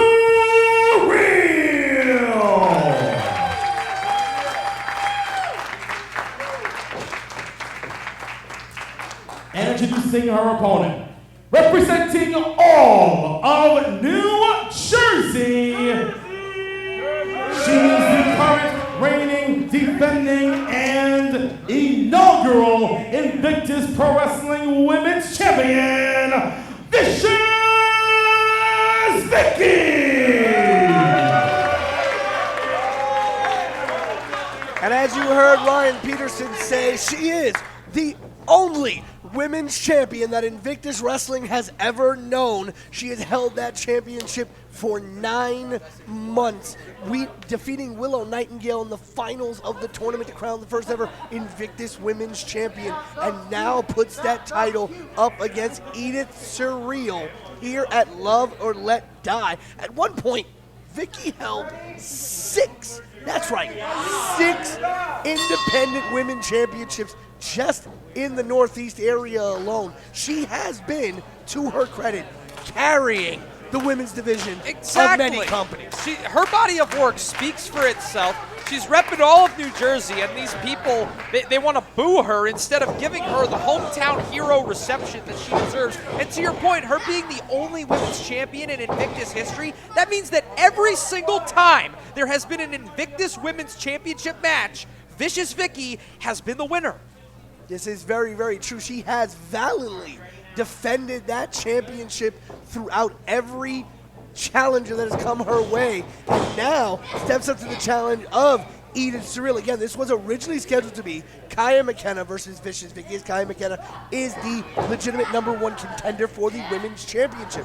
But due to Kaya's injury, Invictus management allowed her to handpick her replacement, and she picked none other than Handpick her replacement? How about letting Vicious Vicky handpick the replacement? She's the champion. You ask me, that should come with some perks around here. Well, that makes no sense. Why would you let the champion pick who they're going to fight? They're obviously not going to pick somebody because she's the most decorated women's champion in the region. That's why. Well, for now. Early rope break, seeing that ring awareness. Vicious Vicky, the intelligence that she brings to the ring, the preparation, despite the fact that she was put in an unbelievable disadvantage with the replacement opponent, she's still rightfully the favorite in this match. But I think the thing that Vicky has to be able to get used to is that Edith has a plethora of styles at her disposal. We have seen Edith go in there and brawl with people. We have seen Edith go into a ring and have some incredibly technical matches with individuals. Edith can pull a whole bunch of tricks out of her bag. Well, and Vicky's got to be ready for everything. Well, it looks like Edith is going to have to pivot to a style that allows her to thrive with one functional arm after Vicky wrenched it over the ropes just moments ago. And she's going to work. See, this is that veteran ring awareness, the intelligence. She sees a weakness, she smells blood like a shark. She's going to target that arm and isolate it. Beautiful bridge there, but only a 2 count by Vicky off of that suplex there. And see, that's why she doesn't get the respect. She doesn't give the respect to her opponents. The fans love a champion. They love a fighting champion, but they love a respectful champion. They should love a winner. This unprecedented winning streak, she's basically been undefeated in Invictus for a year and still can't get the just applause from these lemmings. Now boots to Edith in the corner here. A self-made success story is Vicious Vicky. And another double slap down into the chest of Edith Surreal. Covered by Vicky 1. And a 1 count. Edith might have put forth a little bit of extra energy there, but I think it's very clear who's in control of this matchup. And you know, as much as we talk It about, must be hard to see under that thing. as much as we talk about Vicky being at a bit of a disadvantage because she was originally preparing for Kaya, you have to understand that Edith is also at a little bit of a disadvantage because she did find out about this, not as if she was preparing for this match, but she found out that she was going to be a replacement. So she had to kind of pivot and get ready for Vicky, someone she didn't know she was going to be facing. This is true, and she's also at a disadvantage right now because it's hard to win a match when you can't even stand up on your own 2 feet. Vicky has been on the offensive this Rake the entire eyes. That mask, it only exposes the eyes, so rake those across the rope. You know, maybe you should consider wearing a mask. No, I am good. Much as I respect the Lucha tradition. Might make you a little bit more attractive. Nah, I'm great, man. I'm like a solid 7. I'm an 8 with low standards. All right. And Vicky back And- on the offensive to Edith Low here. standards indeed. Vicious Vicky taking back. It was only a momentary shift for Edith Surreal. Vicky is right back in control. Vicious shot to the back of Edith there. But again, only a 2 count for Vicky. You can see Vicky's already getting frustrated. Vicky wants to end this match early. Vicky wants to show that she's a dominant champion by winning this match decisively very early on, but Edith making it tough. That's true. I mean, she certainly does want to end this as quickly as possible. She's already frustrated enough being out here in front of all these ungrateful creatures, one of which is most certainly her opponent, Miss Surreal. But things are about to get awfully real for Edith very quickly. I would not call Edith a creature. Quite disrespectful out of you there, Mr. Jared. Edith is a ephemeral queen. Say it correctly, sir. Ephemeral. Ephemeral queen. Well, to be fair, I'm in no position to judge necessarily how hard my last name is pronounced. This is very true. And Vicky once again taking Edith out the corner, but Edith stopping her in her tracks, roll her up here. Oh! Went for an interesting kind of like backside. I actually think she was going for possibly a submission maneuver, but Vicky taking her off her feet, going for the cover once again. And a 2 count as no. Edith kicks out.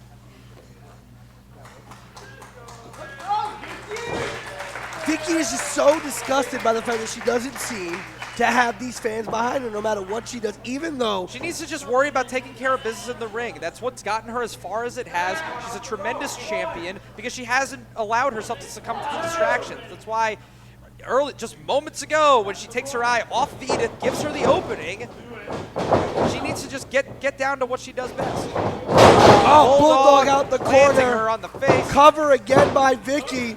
Oh, And wow, that was really close.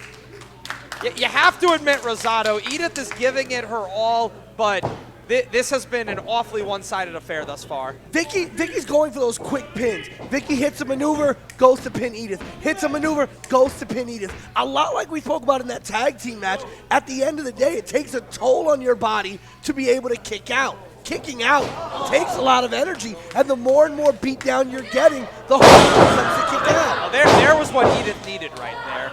The worst thing that she could have done early in this match was allow Vicky to get comfortable, and now she's anything but. Vicky came right off that top rope and landed awkwardly on her tailbone, and you see her just grabbing her lower back and grimacing in pain in the middle of the ring right now. But this may be the opening that Edith Surreal needs to find a way to get on the offensive. She has not been able to have a real offensive spurt in this match yet. That's right, but we're at least looking at a little bit more of an even-handed exchange than we've seen to this point. But you can still see Vicky is way fresher. She's still got way more energy. Like you said, Vicky's still on the offensive, just taking the fight to Edith, taking anything she gives her and turning it right back against her. Edith now whipping her, Edith. pillar to post, clothesline, following her in with those short arm clotheslines. Well, you call it short arm clothesline, but I think it's important to call out that Edith does possess a height advantage, which is also a reach advantage. So that adds to the impact when she's whipping Vicky back and forth across the turnbuckles. Beautiful cannonball-like maneuver there by Edith in the corner. That was very creative, taking out the legs. Oh! But there we go again. That ring awareness. Close to the ropes. Veteran experience, Rosado. Veteran experience. And, oh, I am familiar with this maneuver. This is what she calls the Venus flytrap. This is a torturous move. Has her locked This is in a the middle of the ring. torturous This may submission. be it. And she already did enough to set it up with the attack on the legs and the turnbuckles. Vicky This reaching could- for that rope. This could be the end of the title reign right here, actually. Oh, no. Vicky's got the rope, but Vicky tapping. Vicky tapped. Yeah, Vicky tapped. That's a tap out. Vicky tapped. That's a tap out, and the referee, the incorrect decision. Vicky just tapped. Well, hold. But well, the well, referee actu- said well, actually, no. She got to the ropes. Nope. She got the rope before she tapped. the referee was telling Edith she got to the ropes right She did. before. She got to the ropes in time. There's the Jersey turn spike. No one is kicked out of that ever. What the? Until now. No one has ever kicked out of the Jersey turn spike here at Invictus Wrestling. She has defeated every opponent with that maneuver. Going for it one more Go for it time. again. Oh, Edith. Roll up, come got here, her rolled one, up. Is two, that it? 3. Oh my goodness. Edith stole one. We have a brand new women's Ladies and champion. gentlemen, here is your winner and new Edith is the champ. Invictus Pro Wrestling Women's Champion, Edith. No, this can't. The reign of Vicky at Invictus Pro Wrestling comes to an end You have got to be kidding me. at the hands First time kick out of the Jersey turn spike, and then that roll up. of Edith Surreal, Upset of the century. our brand new Invictus Women's Champion is Edith Surreal. The winning streak is over. The Invictus Women's Championship has now changed hands for the very first time. We've got a new champion, Edith Surreal. And you gotta wonder how Kaya McKenna's gonna feel about this. Well, this certainly that complicates the title picture even more so, but Vicky is beside herself. She knows that she was in control throughout the majority of this match and let it slip through her fingers. I mean, you got to give Edith credit for hanging in there. But ladies and gentlemen, besides that, we have a brand new women's champion here at Invictus Wrestling for the first time in almost a year. We have a brand new women's champion, Edith Surreal. Edith, a huge underdog coming into that match. As much as I'm stunned, I mean, the finish, you're beside yourself. You almost can't explain it, can't put it into words how Vicky was able to let that slip through her fingers, but we have a new champion today.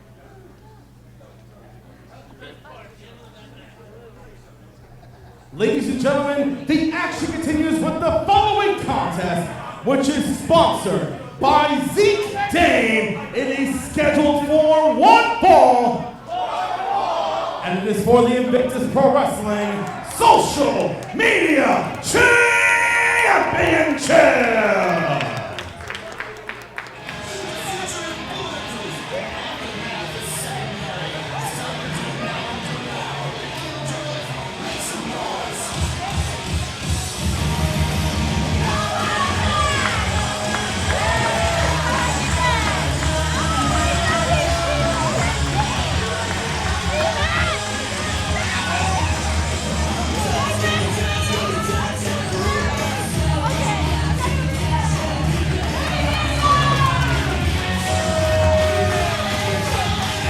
And here, ladies, is Kennedy Copeland coming out to the Invictus ring as the challenger in what is our second championship match of the night. Ladies and gentlemen, we are still at shock here at the commentary table at the changing of the guard in the women's division as we have a brand new women's champion in Edith Surreal defeating Vicious Vicky here tonight at Love and Let Die. And can we see a second title change here tonight when Kennedy Copeland going up against Big Game Leroy for his social media championship? It's safe to say the Invictus Women's Division, the title picture hierarchy has been turned on its head. It is the same thing about to happen for the Invictus Social Media Championship.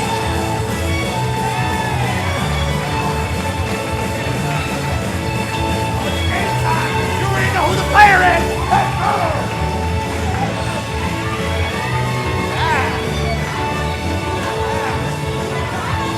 And there he is, ladies and gentlemen, the most loved by the Invictus faithful, the social media champion, the longest reigning champion in Invictus.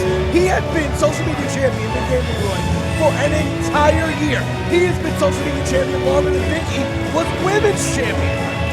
You're quite right, Rosie. The Invictus Social Media Champion was the first piece of gold that was unveiled here in this company, and that makes Leroy the longest reigning champion of any sort in the history of Invictus. Let's go to Ryan Peterson for the in-ring introductions. Introducing first, the challenger. She weighed in at 120 pounds of pure angst. This is the girl from Ocean Ave, Kennedy Copeland. And introducing her opponent, hailing from Nintendo World in New York City, weighing in at 170 pounds, he is the current reigning and defending year-long Invictus Pro Wrestling Social Media Champion, Big Game Leroy.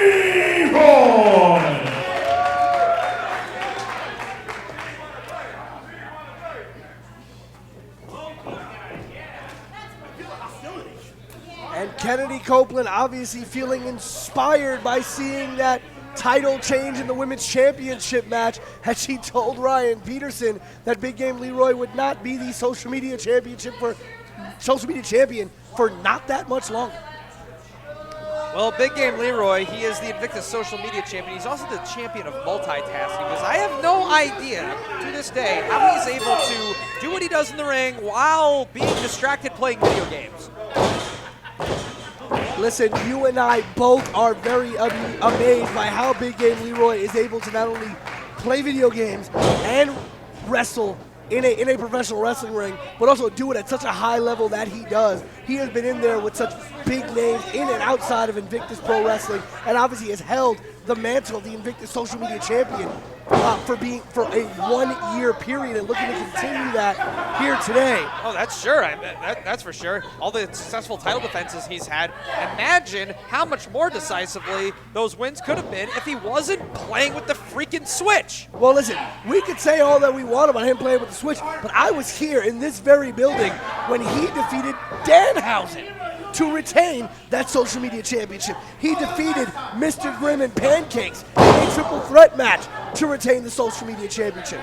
Like you said with Vicious Vicky in our last matchup, Big Game Leroy has defeated every single challenger that has come his way, no matter how much they have leveled up. And Big Game Leroy himself, over his year-long reign, has leveled up as well. Well, that is certainly for sure. And speaking of leveling up, we want to thank our sponsors for this match right here, our social media championship match, Zeke Dane Photography. We thank them for sponsoring this social media title defense with Big Game Leroy. And I thank Zeke Dane Photography for giving me some pretty high quality 8x10s over the last couple of years. There you go. When you want to level up your 8x10 game, hit up Zeke Dane Photography. But ladies and gentlemen, we could be looking at our second title change of the night, with Kennedy Copeland looking to take the social media championship away from Big Game Leroy. But you brought this up earlier. Leroy doesn't only have to worry about his opponent in the ring. He always has to look over his shoulder. Look over his shoulder at a video game that he shouldn't even have with him. Well, besides that, he always has to look over his shoulder because Mucho Chris Mojo is walking around with that briefcase. This is true. Any championship of his choosing, huh? You think that he's going to use that on Mr. Leroy just when he least expects it? Listen, Leroy, just when he's in the middle of a Mario Kart session? Leroy has to be ready at any time. I have seen Chris watching Leroy. I have seen Chris show up at shows, okay, where Big Game Leroy has been on the card and booked to wrestle. Not even an Invictus show, just watching Leroy, waiting for the perfect moment to strike. So Leroy always has to look over his shoulder. He has the most coveted championship in Invictus Wrestling, and I say that because obviously the women's championship is restricted to the women's division. Of course. And Mucho Chris Mulligan. Let's, the way you speak of him, it's almost like, he's a snake trying to steal the championship. This guy won the Climb for Clout ladder match. The difficulty of competing. Covered by Copeland, let 2 alone count. winning a match like that. Of course he deserves a prime opportunity for his title shot. Cover by Leroy, reversal to a cover by Copeland, trading 2 counts here. Right for the clothesline, missed. And Leroy about to be struck down. He might have lost a life there. 1, 2, and... And the switch finally out of the hands of Leroy, something that you might be very happy to finally see. Watch, he's going to start winning now. Copeland had that arm bar locked in, but Leroy getting to the ropes. That's funny. Leroy going back to the corner to look for his Kenny's switch. starting to rediscover. Leroy going back to the well. My arm hurts. Well, it's almost like Leroy doesn't know what to do with his hands when he doesn't have his switch. He doesn't know what to do with his hands, but either Kennedy Copeland doesn't seem to know an advantage when one obviously presents itself on a silver platter. If the referee knows what it's good for Leroy, he'd throw that switch in the garbage. Big Game dropped a big right on the jaw of Kennedy Copeland. Big clothesline there, and another one by Copeland. Copeland is known to take a lot of punishment, but she can dish it out as well. Cover there by Leroy, the kick out by Copeland at 2. Leroy retaking control of this level of the game, but to your point, Rosie, Muljo could be the ultimate final boss as far as Leroy's concerned. And the Kamehameha blocked by Copeland. That was extremely resourceful. Double knees to the elbow. Copeland with the standing bulldog there. It's like Copeland just respawned.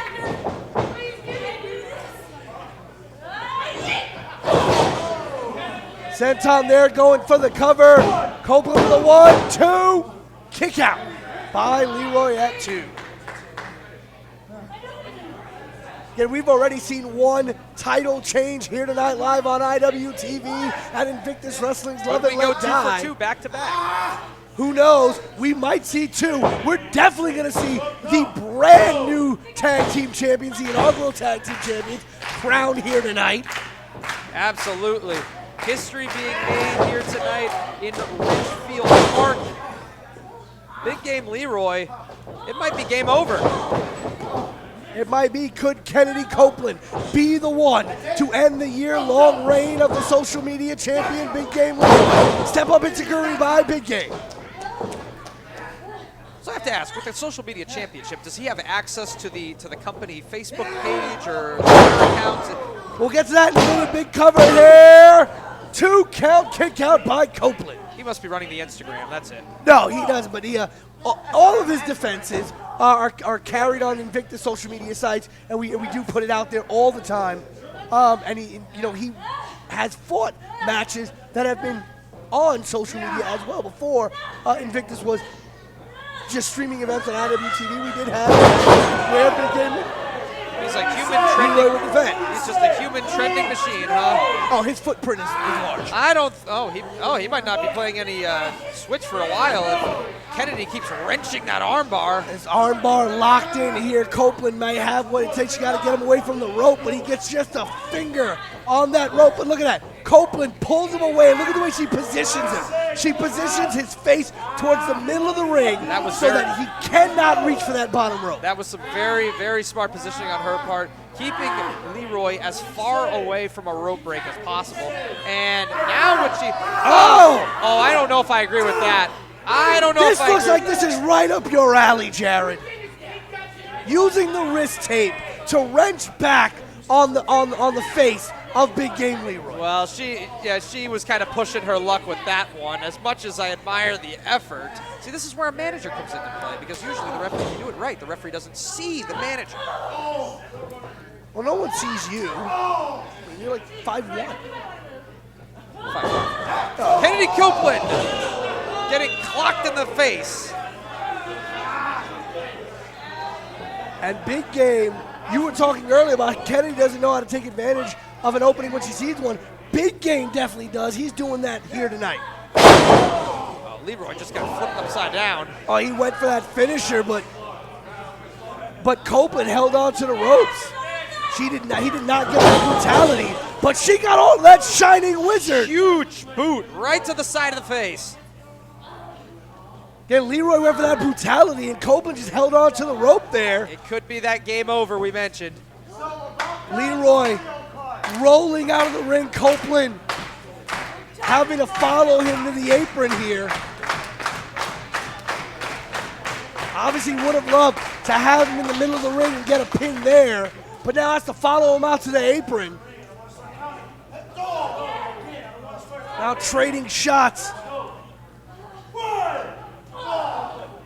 Trading shots on the apron here are Leroy and Copeland. Forearm by Leroy. No. Is he gonna? And Leroy, this is a very precarious position. I thought he was about to suplex her out to the floor. This is dangerous territory for both of them. But another good move by Kennedy, breaking the count. Up on the shoulders. Oh, but does she have the strength? Does she have the strength? Copeland getting Big Game up. Copeland's got Big Game up. Down he goes! I think she wanted to probably go down with him, but I don't think she could. Drops him into a DVD onto the apron, but Big Game now outside the ring. That's the thing. Kennedy out of harm's way, but now she has to take the limp corpse of Big Game Leroy, roll him back into the ring, and then make the cover. That's going to be tough as it was. We saw how hard it was for Copeland to even get Big Game Leroy up on her shoulders for that apron DVD. And here's what we're talking about. All the strength that it takes just to muscle Leroy. He's limp. It's dead weight. Cover here. This is it. 1, 2. Oh! A kick out by Leroy. At 2 7/8. Rosie, that's the risk you run when you dump someone on the apron and they crash to the outside. As devastating as the maneuver is, had just enough time to recover. But this submission might be it. Kennedy went right into that armbar submission. Leroy is writhing in pain. She's arching. Wrenching it back, but Leroy rolled her in. And that's it. She got a little overzealous. She arched a little too far, and Leroy was able to turn Kennedy over and get that free count. Leroy retained that social media championship. As you said, Kennedy Copeland wrenched back on that armbar to get a little bit more torque, and Leroy just used her momentum to roll her over into a pin and got the 1, 2, 3. The big victory. Leroy was on the verge of losing that social media championship. I have not seen him come that close to losing that title in his entire year-long reign. I told you, all he had to do was put the stupid game down and pay attention. Copeland with the show of respect, bringing him the switch back. But ladies and gentlemen, we still do have a social media champion, and it still is the Big Game Leroy, as he continues to level up with the Invictus Social Media Championship. 1 year down, Jared. How much longer can this go? Well, he's been victorious thus far. It's just like Vicky. Every single time this championship has been defended, Big Game Leroy has been the victor. So, oh, Mr. Walker's back. This is working, right? Good. Big Game Leroy. See, that's the problem, isn't it? Game. When Invictus contacted me, Brandon Walker of Barstool Sports, at my high-rise in New York City, they said, come out here to this big-time pro wrestling show. This is a big-time pro wrestling show. You got fat guys body slamming celebrities. You got people in thumbtacks. You got this guy out here, this video gamer, this nerd. This isn't a wrestler. This isn't a champion. What is this, Invictus? Bishop's coming in backside. I'm going to show you. Big Ben Bishop. You're about to get leveled up, Big Leroy. Ben Bishop is behind Big Game Leroy. And 6'12" of Big Trouble Ben Bishop is about to put Leroy through the mat. Brendan Walker laying the trap. Now, Big Game Leroy, I'm going to show you a real champion. No, not like this. Where Big Trouble goes, Mucho Chris Moljo follows. Maybe this is going to be a good night for Mucho Trouble after all. Not like this, ladies and gentlemen. That briefcase that he is carrying, the chase for the clout briefcase. You are not going to have a better opportunity to cash that thing in than right now, Rosie.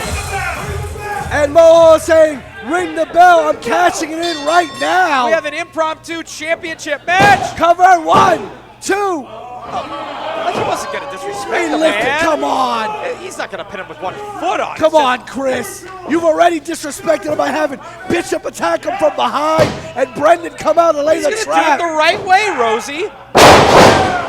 Down he goes. Cover by Moho 1, 2, 3.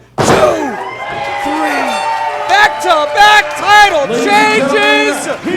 Your new And new Invictus Pro Wrestling Social Media Champion, Mucho Chris Moljo.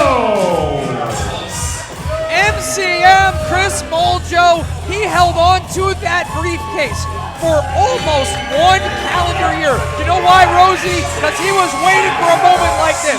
He was waiting for the best possible opportunity to become the Invictus Social Media Champion, and now he stands before you as the champion. This is absolutely disrespectful, the way that Chris Mulholland did this, because Chris is a better man than this. Chris should have come out here and challenged Leroy one-on-one, taking him on man to man, but no, like the slime that he is, like the piece of slime, the piece of absolute trash that Brendan Walker and Bishop and Big Ben Bishop and Chris are, all 3 of them had to come out and jump one man.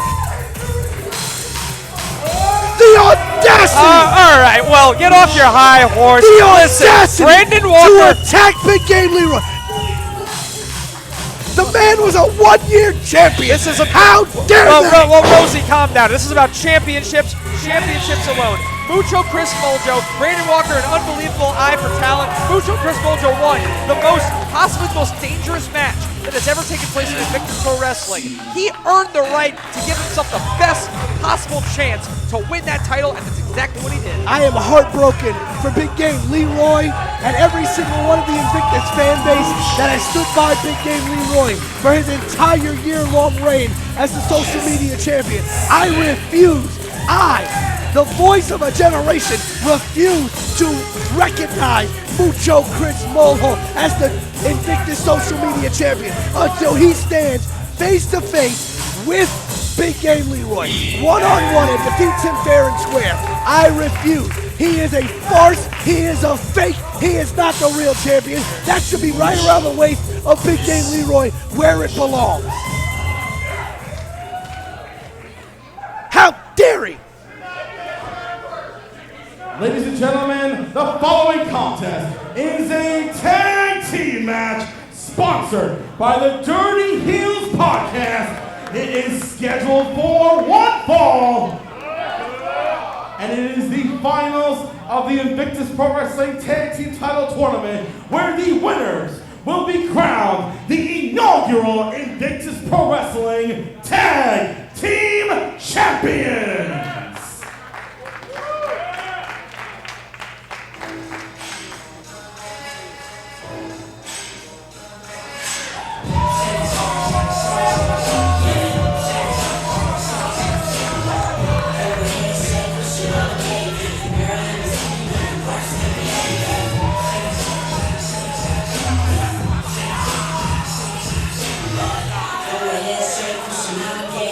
Girl, let me see you.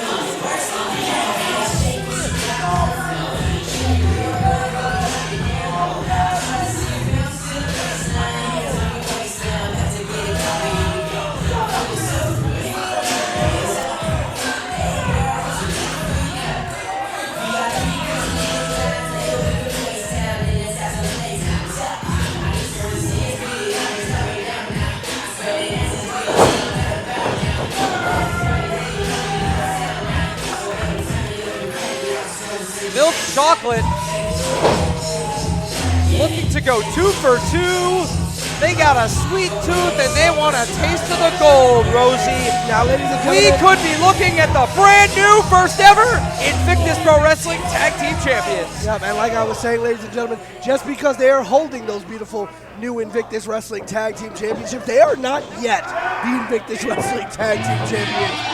They are going to have to go through probably their toughest test tonight, as they are going to have to go up against Meat Locker.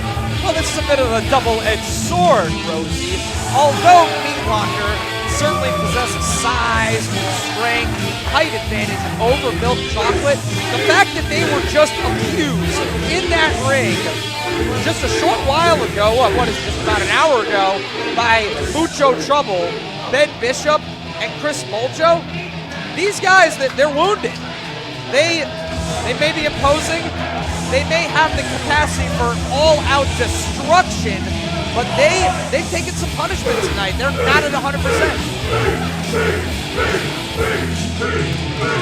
And we want to thank our sponsors for this match, the Dirty Heels Podcast.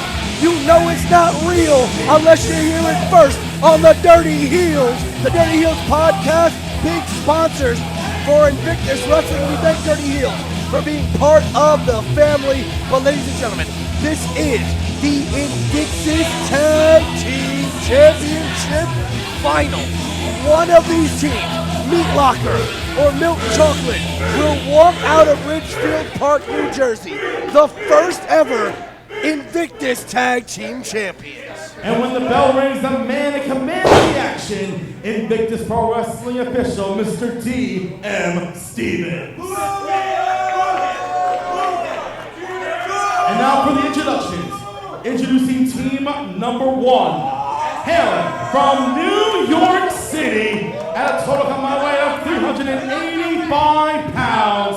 They are the most succulent team in professional wrestling. The team of Randy Summers and Brandon Watts. Milk Chocolate.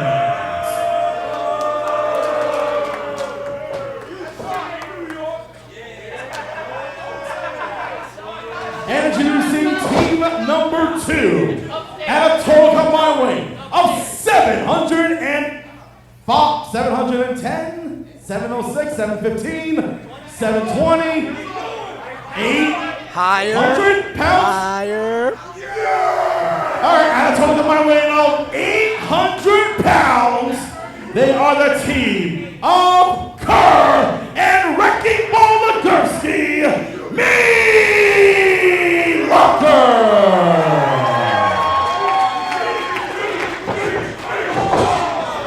Oh, an ingenuous maneuver. Milk Chocolate knows that they are at a massive disadvantage against Meat Locker. Exactly. And they knew they had to start quick. They already neutralized the more wounded member of Meat Locker, Kerr. Oh, you guys got to take out Wrecking Ball now. Ouch! Wrecking Ball starting this match. Kerr maybe still feeling the effects of the last match against Mucho Trouble. Of course he is. All the punishment that he took for several minutes straight from both Big Trouble Ben Bishop and the brand new Invictus social media champion Mucho Chris Molcho. I think he's going to be easy pickings in this match.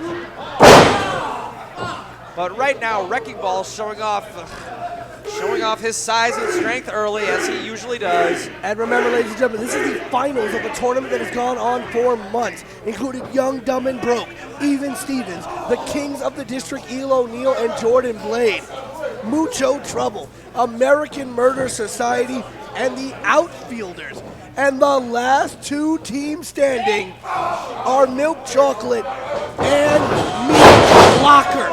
One of these teams covered here by Milk Chocolate. Table-topping Wrecking Ball right there. And yes, an impressive field for sure, which is really going to put the exclamation mark on Milk Chocolate's championship victory coming Or in Meat Locker. just a few moments tonight. I mean, let's be real here. Do you really want Wrecking Ball Legursky to represent this company as a champion? I know I don't. I mean, I have nothing against Wrecking Ball Legursky. I've got a lot against him. I could write a novel about You all have that a lot crap. of things against a lot of people, Jerry. But I did say earlier that my money was on Milk Chocolate for the experience factor for what they bring. They are 4-time tag team champions at NYWC, at Five Borough Wrestling. Well, it's easy. Brandon Watts and Randy Summers have also won tag team gold separate from each other, not only together. So these two men have a lot of experience in tag team wrestling. Primarily, up until recently, Wrecking Ball Legursky and Kerr were both singles competitors. They sure were. Not necessarily tag team competitors.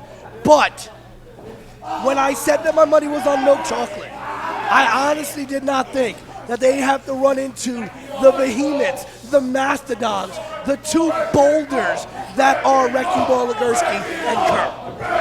Well, you're certainly right. On paper, it looks like a mismatch, but when you factor in that both of these teams, this is their second match of the evening, and again, I must stress everything that Meat Locker went through in the semifinals. They are not at 100% here, and dare I say, I think Milk Chocolate looks fresher. They probably taste fresher. Meat Locker I as well. am not going to touch that one, but what I will say is you do have Would you rather Milk Chocolate or a Meat Locker? I don't know. I'd rather have a big slab of steak, a nice slab of meat on my plate. Okay, you give me some steak. Well, here's the difference, though. You're thinking of filet mignon, but Wrecking Ball Legursky is just rump roast. Listen, if you season it right, it's not bad. But you do have a point, Jared. Milk Chocolate did wrestle much earlier in this show than did Meat Locker. Meat Locker literally only had about 2 matches to rest up before going into this finals. Milk Chocolate's been resting since well before intermission. And can we talk about the psychological distress from Meat Locker of seeing Mucho Chris Mojo win a championship? We don't talk about that. We're not talking about that. Nope. Nope. Well, talking about the effect on the mind, the effect on the cranium of Wrecking Ball going headfirst into that steel ring post right there. And that's what Milk Chocolate's going to need to do. They're going to need to be faster. They're going to need to be smarter. They're going to need to be more technical. They're going to need to do the little things. Because at the end of the day, if they get caught by Kerr or Wrecking Ball, they're going to get beat. There's no way around that. Scientifically, physically, they're going to get beat if Wrecking Ball Legursky or Kerr catch up to them at any point. Well, 100%. However, it's worth noting, Wrecking Ball Legursky, those huge tree trunk legs, he drives so much of his power for underneath, and that's why it's been so smart of Milk Chocolate to take out the legs, chop down the tree, keep him grounded. You've got to be cerebral in the way that you approach this if you're Milk Chocolate. You know, Oh my! that's what I mean. He nearly sent it through the ceiling! You want to be flashy, but you got to remember that you just got to go after the legs. You got to go after the knees. You got to take them out at the base. You can't try to go for all the flippy-dippy stuff that you would normally do, because at the end of the day, when these guys catch you, they're going to put you down. They're going to put you down with authority. Well, the referee just caught Kerr trying to illegally enter this match. It's amazing. He sees his partner, he sees Wrecking Ball in distress, and all of a sudden, it's like, hey, the rules just don't apply to me. I mean, you've never cared for someone as much as a partner. I don't know what you're talking about. There's nothing that disgusts me more in pro wrestling than a dirty, rotten cheater. You're calling Kerr a cheater? Huh? Is that what you're doing? I'm certainly attempting to. No, it's not. Let's talk about Milk Chocolate having this match in hand literally from the opening bell. The opening bell! They came flying in with that dual drop kick, and it's been all Milk Chocolate ever since. And this is what they need to do. They need to keep the. This is not what they need to do right here. If they can pull this off, they can double suplex the Wrecking Ball. Are you kidding me? No, you're not doing that. Shine those championships up right now. Oh no, boys. Oh, I admire the ambition. I really do. No, that's not ambition. That's stupidity. That's putting pride and ego before your smarts. And here comes Kerr. Get out the way. Powerful Get out the shoulder. way. Because Kerr's going to put you down. Former U.S. Army serviceman is Kerr. He is carrying around Randy Summers and Brandon Watts like they're grocery bags. Well, he just delivered the goods with that dual slam. And he's got Brandon Watts in a bad way in the corner right now. Oh, Randy, get out of there. Now, see, this is a Randy, bad get out move of there. by Kerr. This is a bad move by Kerr. You should have stayed in the ring and focused on Brandon Watts. There's no reason to come to the outside and focus on Randy Summers. The focus of this match is to get a pinfall or a submission to win the championship. If you go outside as the legal, Randy Summers is not the legal man. Brandon Watts is. Exactly, and yet he wanders outside the ring, breaking all kinds of rules. See, I told you this guy was a cheater. And if you get disqualified, Milk Chocolate wins. And one half of Milk Chocolate, Brandon Watts caught. Brandon looking for help. From Kerr's somebody in the front herking him row. up. Oh, Brandon, get out of there. Brandon, use your reflexes. Brandon Watts is like 8 feet up in the air right now. Oh my gosh. I can only imagine the terror on Easily 8 feet. And Kerr's walking around the ring. No, with Brandon. Kerr, come on. He has a family. Everybody is scattered. Oh, no. And Brandon Watts has just gotten thrown into the third row. Simonio! Brandon Watts is dead. He's now in the third row.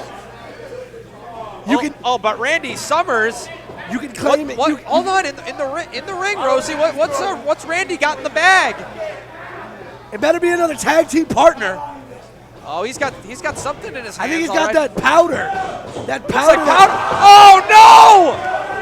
He got the powder. Oh, wrecking ball. There was no need to do that. That's the same powder that Brandon used to help defeat Mucho Trouble. Oh, don't do it, guys. Don't do it. I'm sorry, AMS, American Murder Society earlier. Oh, the Tenderizer. The Tenderizer covered by Meat Locker 1. That's also road. Oh, there we go. Brandon, thank goodness. Thank goodness, Brandon Watts, thinking at the last second, he knew that the titles were gone.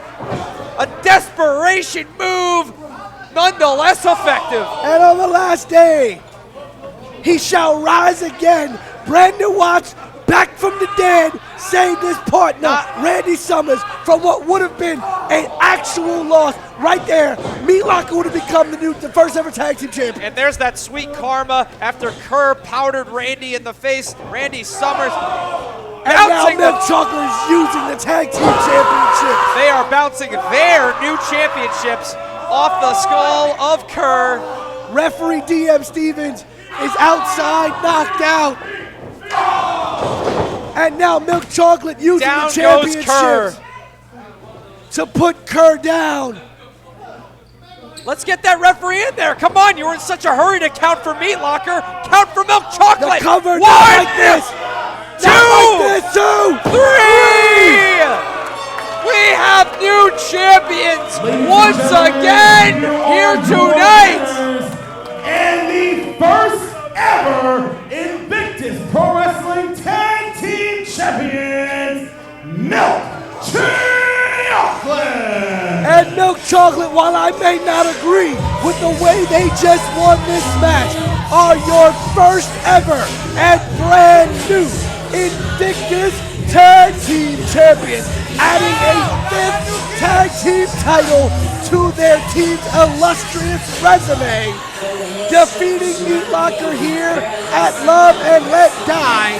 Well, listen up, Rosie. All's fair in love and war. And if Kerr wants to try to chuck Brandon Watts all the way over the George Washington Bridge practically, throwing powder in Randy Summers' eyes. As far as I'm concerned, this right here was good, sweet karma for Meat Locker. They got what they deserved, and more importantly, Milk Chocolate got what they deserved. The Invictus Pro Wrestling Tag Team Championships, first ever champions crowned here at Love and Let Die.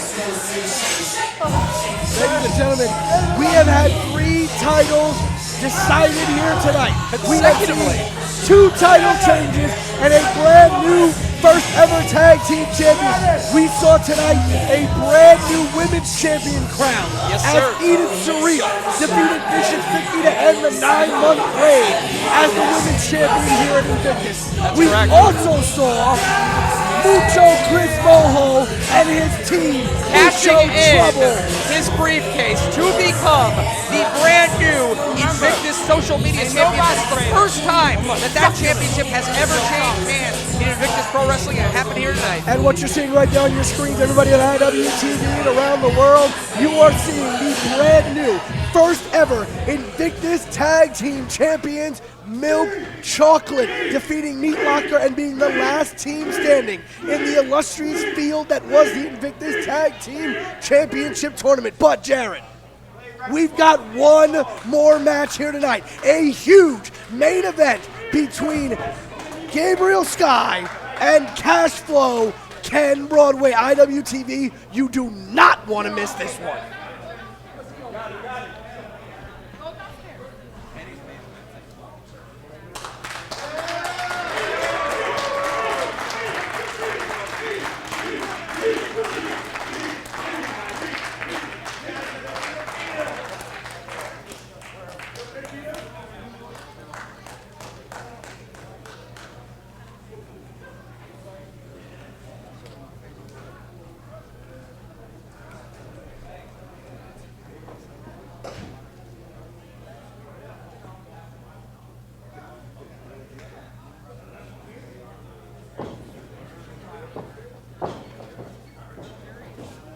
All right, first of all, ladies and gentlemen, before we go to our main event this evening, first of all, we want to thank each and every single one of you for coming out tonight.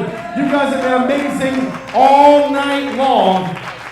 And for all of you watching at home on IWTV, thank you so much for tuning in. And the next time you can catch Invictus Pro Wrestling action is on Saturday, March the 26th.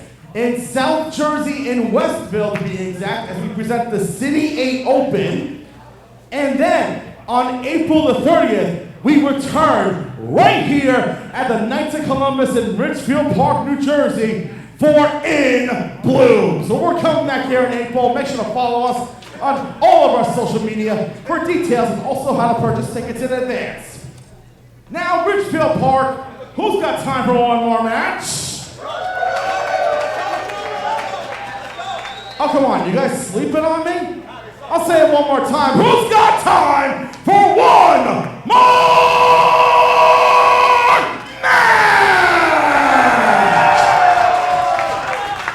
Then, ladies and gentlemen, live from Richfield Park, New Jersey, and live on IWTV, this is your main event of the evening, sponsored by Heavy Wrestling and the Fang King, and it is scheduled for one fall.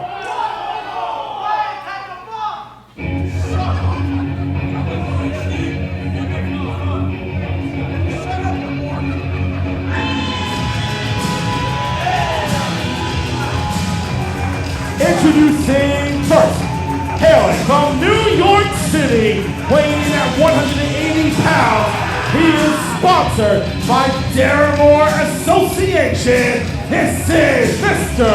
Fight or Flight, Gabriel Sky.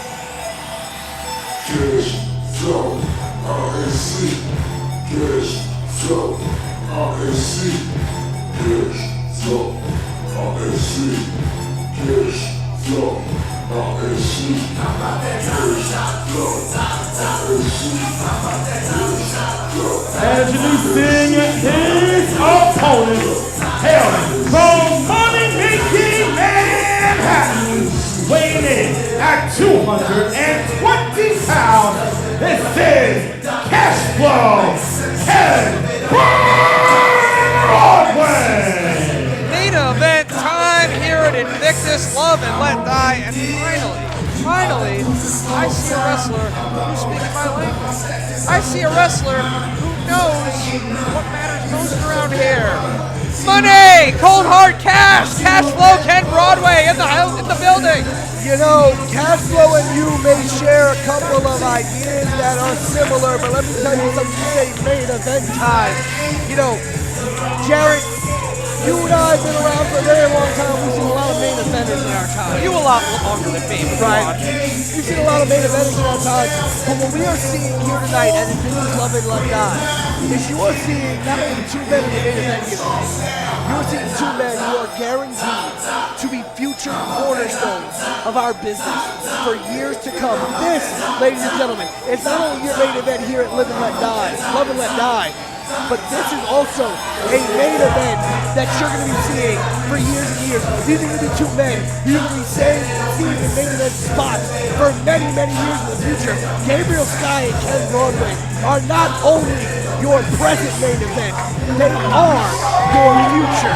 And your future is here at Invictus Wrestling. Oh, it might be the present. Ken Broadway is coming fresh off a recent clash with none other than Jay White.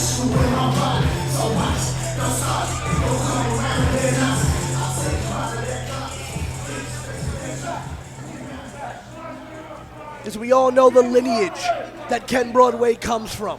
We all know the lineage that Gabe Sky comes from. And if you're not familiar, Gabe Sky coming under the learning tree of the legendary Grim Reaper himself. Ken Broadway going under the learning tree of the legendary Amazing Red. That's correct, House of himself. Glory. Okay. Both of these young men come under incredible learning trees, come from incredible places, and they have been building their banners here in the New York, New Jersey, Northeast area.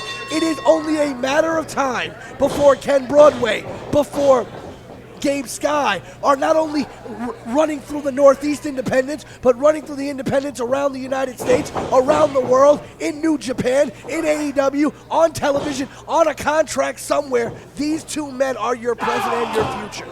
Absolutely, and that's the real treat of independent professional wrestling, getting to see the stars of this industry rise up. You get to see all stages of their development process, and now you see two guys who are, hey, they're already here. They're already here in the main event, and the sky's the limit. No pun intended in Gabriel's case, but they are just getting started on what should be two stalwart careers, as you pointed out. Yeah, and you talk about the sky being the limit for Gabriel Sky, no pun intended on the name, but Gabe, that aerial high-flying offense, very different from Ken Broadway. A more grounded, a more brawling kind of technical offense. Don't get me wrong, Ken Broadway can get off his feet, but Gabe Sky lives in the sky. That's absolutely right. Ken Broadway, you can expect him to use the size and strength advantage he possesses to try to keep Gabriel Sky grounded and make sure that he's wrestling his match, not the other way around. Correct. And again, a big shout out to our sponsor for this match. Once again, Henny Wrestling sponsoring this main event here between Gabe Sky and Ken Broadway. Henny Wrestling also sponsored our huge unsanctioned war that went on earlier between TakeOver and Sin. You know, thank you to the Trust Fund approved Sin, who was victorious in that match. Make sure you point that out, despite the fact that PJ Savage didn't seem to want to deliver the final shot, as we discussed. Luckily, it didn't hinder us one bit. We still got the win, which is what's most important. Very true. We want to thank all of our sponsors, from Henny Wrestling, Zeke Dane Photography, Dirty Heels, Moe's Wrestling Figures. We want to thank Brandon Walker from the Barstool Sports Wrestling podcast for making multiple appearances on the event.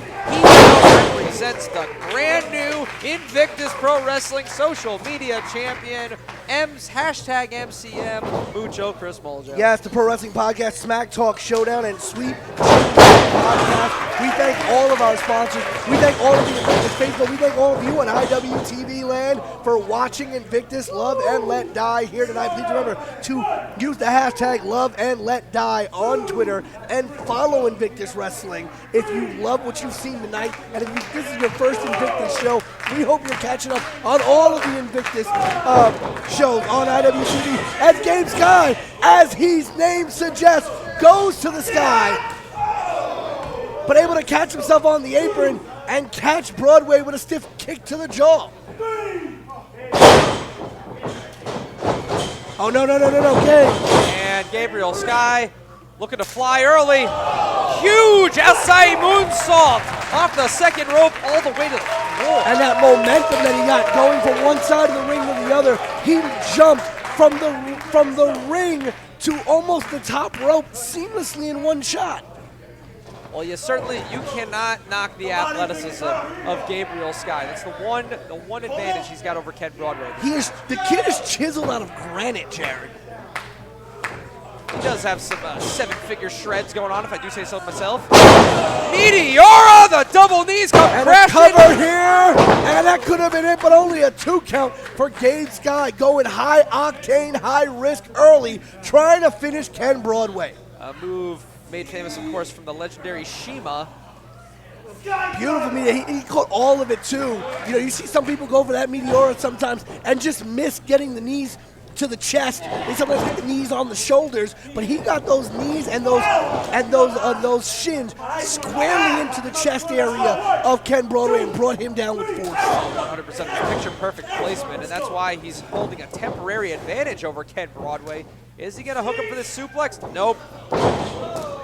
You know, some of you may be familiar, having seen Gabe Sky have some wars over at VXS. You've probably seen Ken Broadway, as you said, recently facing Jay White over at the House of Glory. We've seen Ken Broadway and Gabe Sky go out here and face some of the Northeast Independent's best, and now they are going to try to test their mettle against each other. But this is not the first time they face each other. They do know each other a little bit well. I've seen them go and kind of spar with each other, train with each other now to get even though they're from different places, but they've been in the ring before with each other. Oh, they certainly have. And Ken Broadway, you know that this isn't the first time he's seen Gabe Sky, how he was able to so quickly reverse things here, retake the advantage.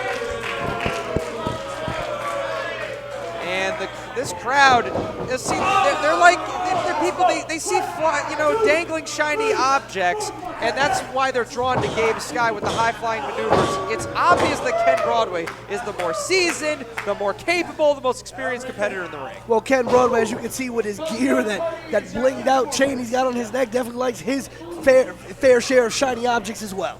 Well, if Big Game Leroy can wrestle a match with a Nintendo Switch, then Ken Broadway can wrestle a match all blinged out. I don't see the problem.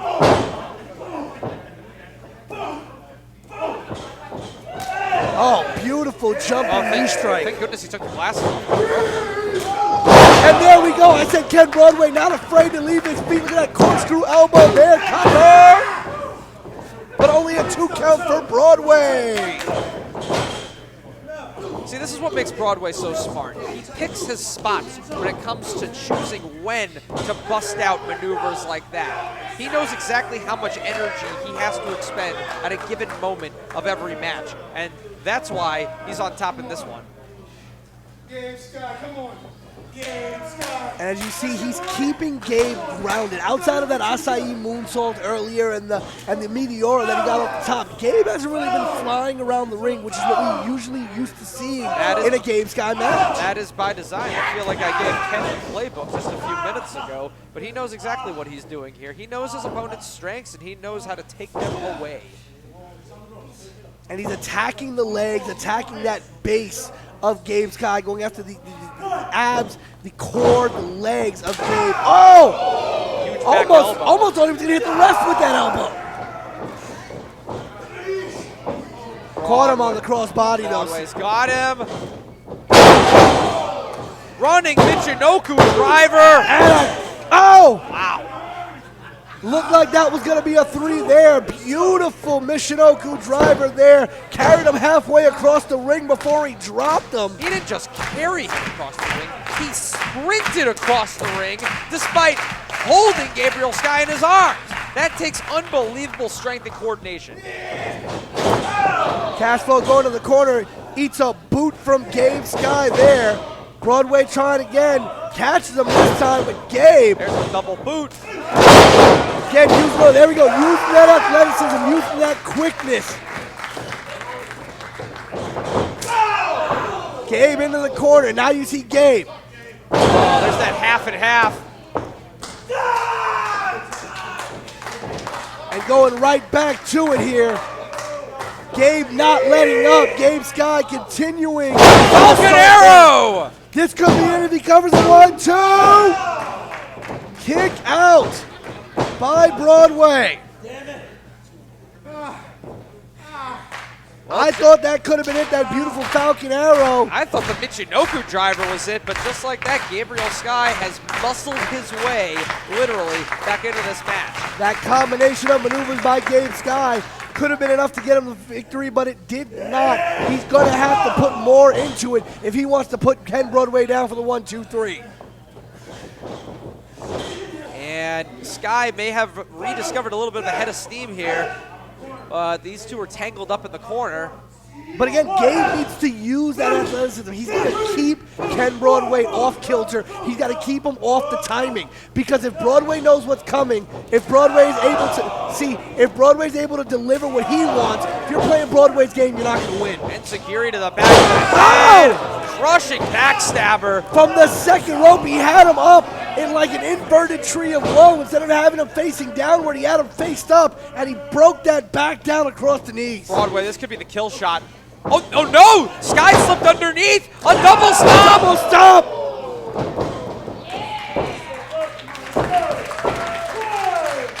And that's where the size disadvantage actually benefits Gabriel Sky. The fact that he was able to escape out of that double underhook, go underneath, and then land the double stop. We're right back at square one. That's right.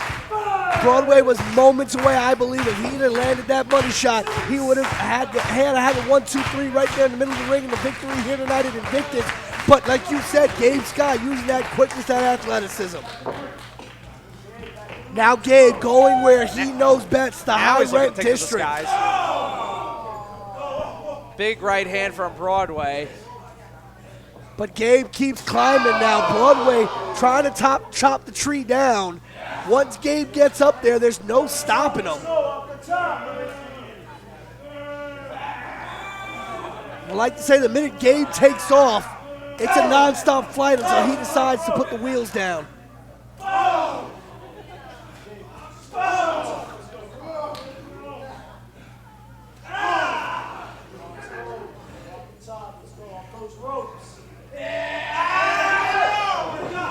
To fighting on the top rope here. Broadway perilously on the second rope, trying to keep his footing there. Gabe on top. This is dangerous territory. Well, he won't kick out of this if he nails this. No. Oh my Jesus! The baby mountain. That has got to be. Oh my gosh! He kicked out. I cannot believe that Gabe Sky just kicked out of that maneuver from the top rope. Let's see that again here. A spinning reverse from the top rope. Spinning reverse STO. Gabe Sky planted face first and still has the wherewithal to get his shoulders off the mat at 2.5. Broadway is beside himself with Gabe Sky kicking out there.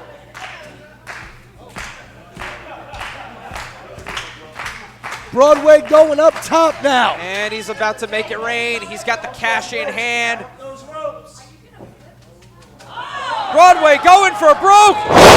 Broadway moonsault, but nobody's home. No water in the pool. Gabe Sky, huge shining wizard here. Gabe going up top here. Gabe is setting up. That's the Skyfall. Skyfall. No one's kicked out of Skyfall here. Will Ken Broadway be the first? He is! He is the very first man to kick out of the Skyfall. Cashflow Ken Broadway says not today. The Skyfall, perfectly placed from the top rope. Gabe Sky has won 100% of the matches that he has put that Skyfall on to somebody. Once he sets his target, he is victorious. But tonight, Ken Broadway changing fate. And Sky is looking to go back-to-back.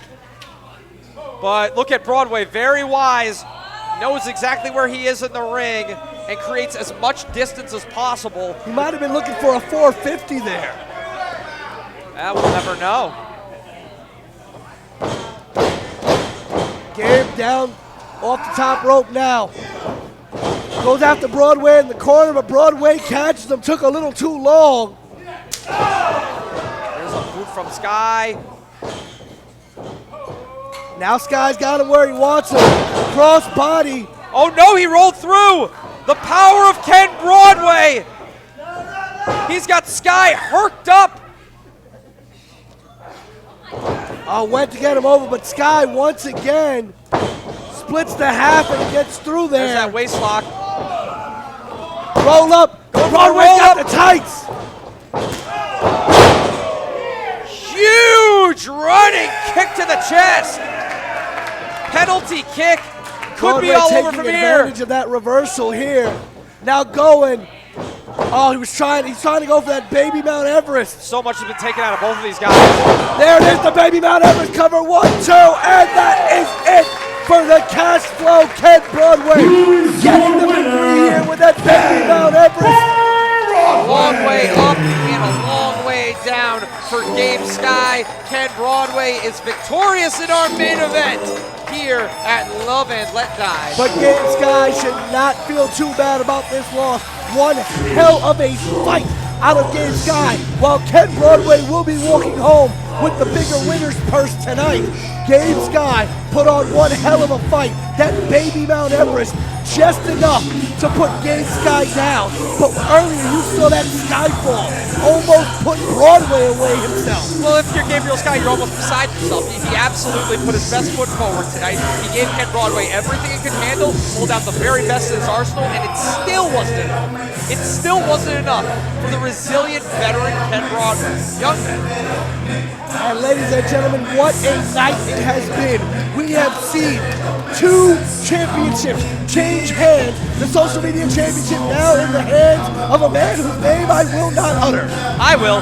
Mucho Chris Muljo. Hashtag MCM is the hashtag Invictus Social Media Champion. Ending the 1-year reign of Big Game Leroy.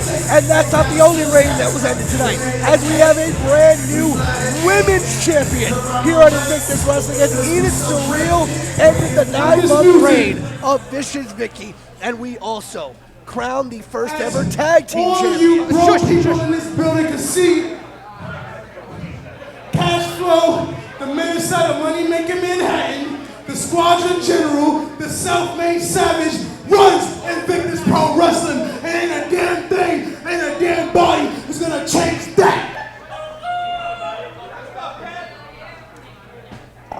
Gio Galvano, I still haven't seen your ass since I scared you off. But guess what? The ring is right here in New Jersey. So when your scary ass is ready to come get some, you let me know. Until then, if it don't make dollars, it ain't sing along with Cash Flow.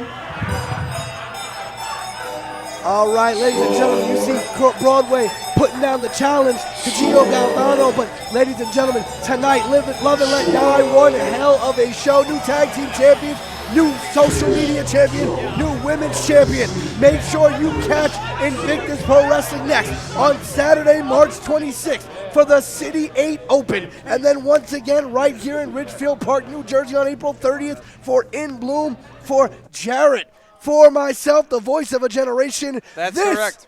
Is Invictus Wrestling, and you, IWTV, we will see you very, very soon. Good night.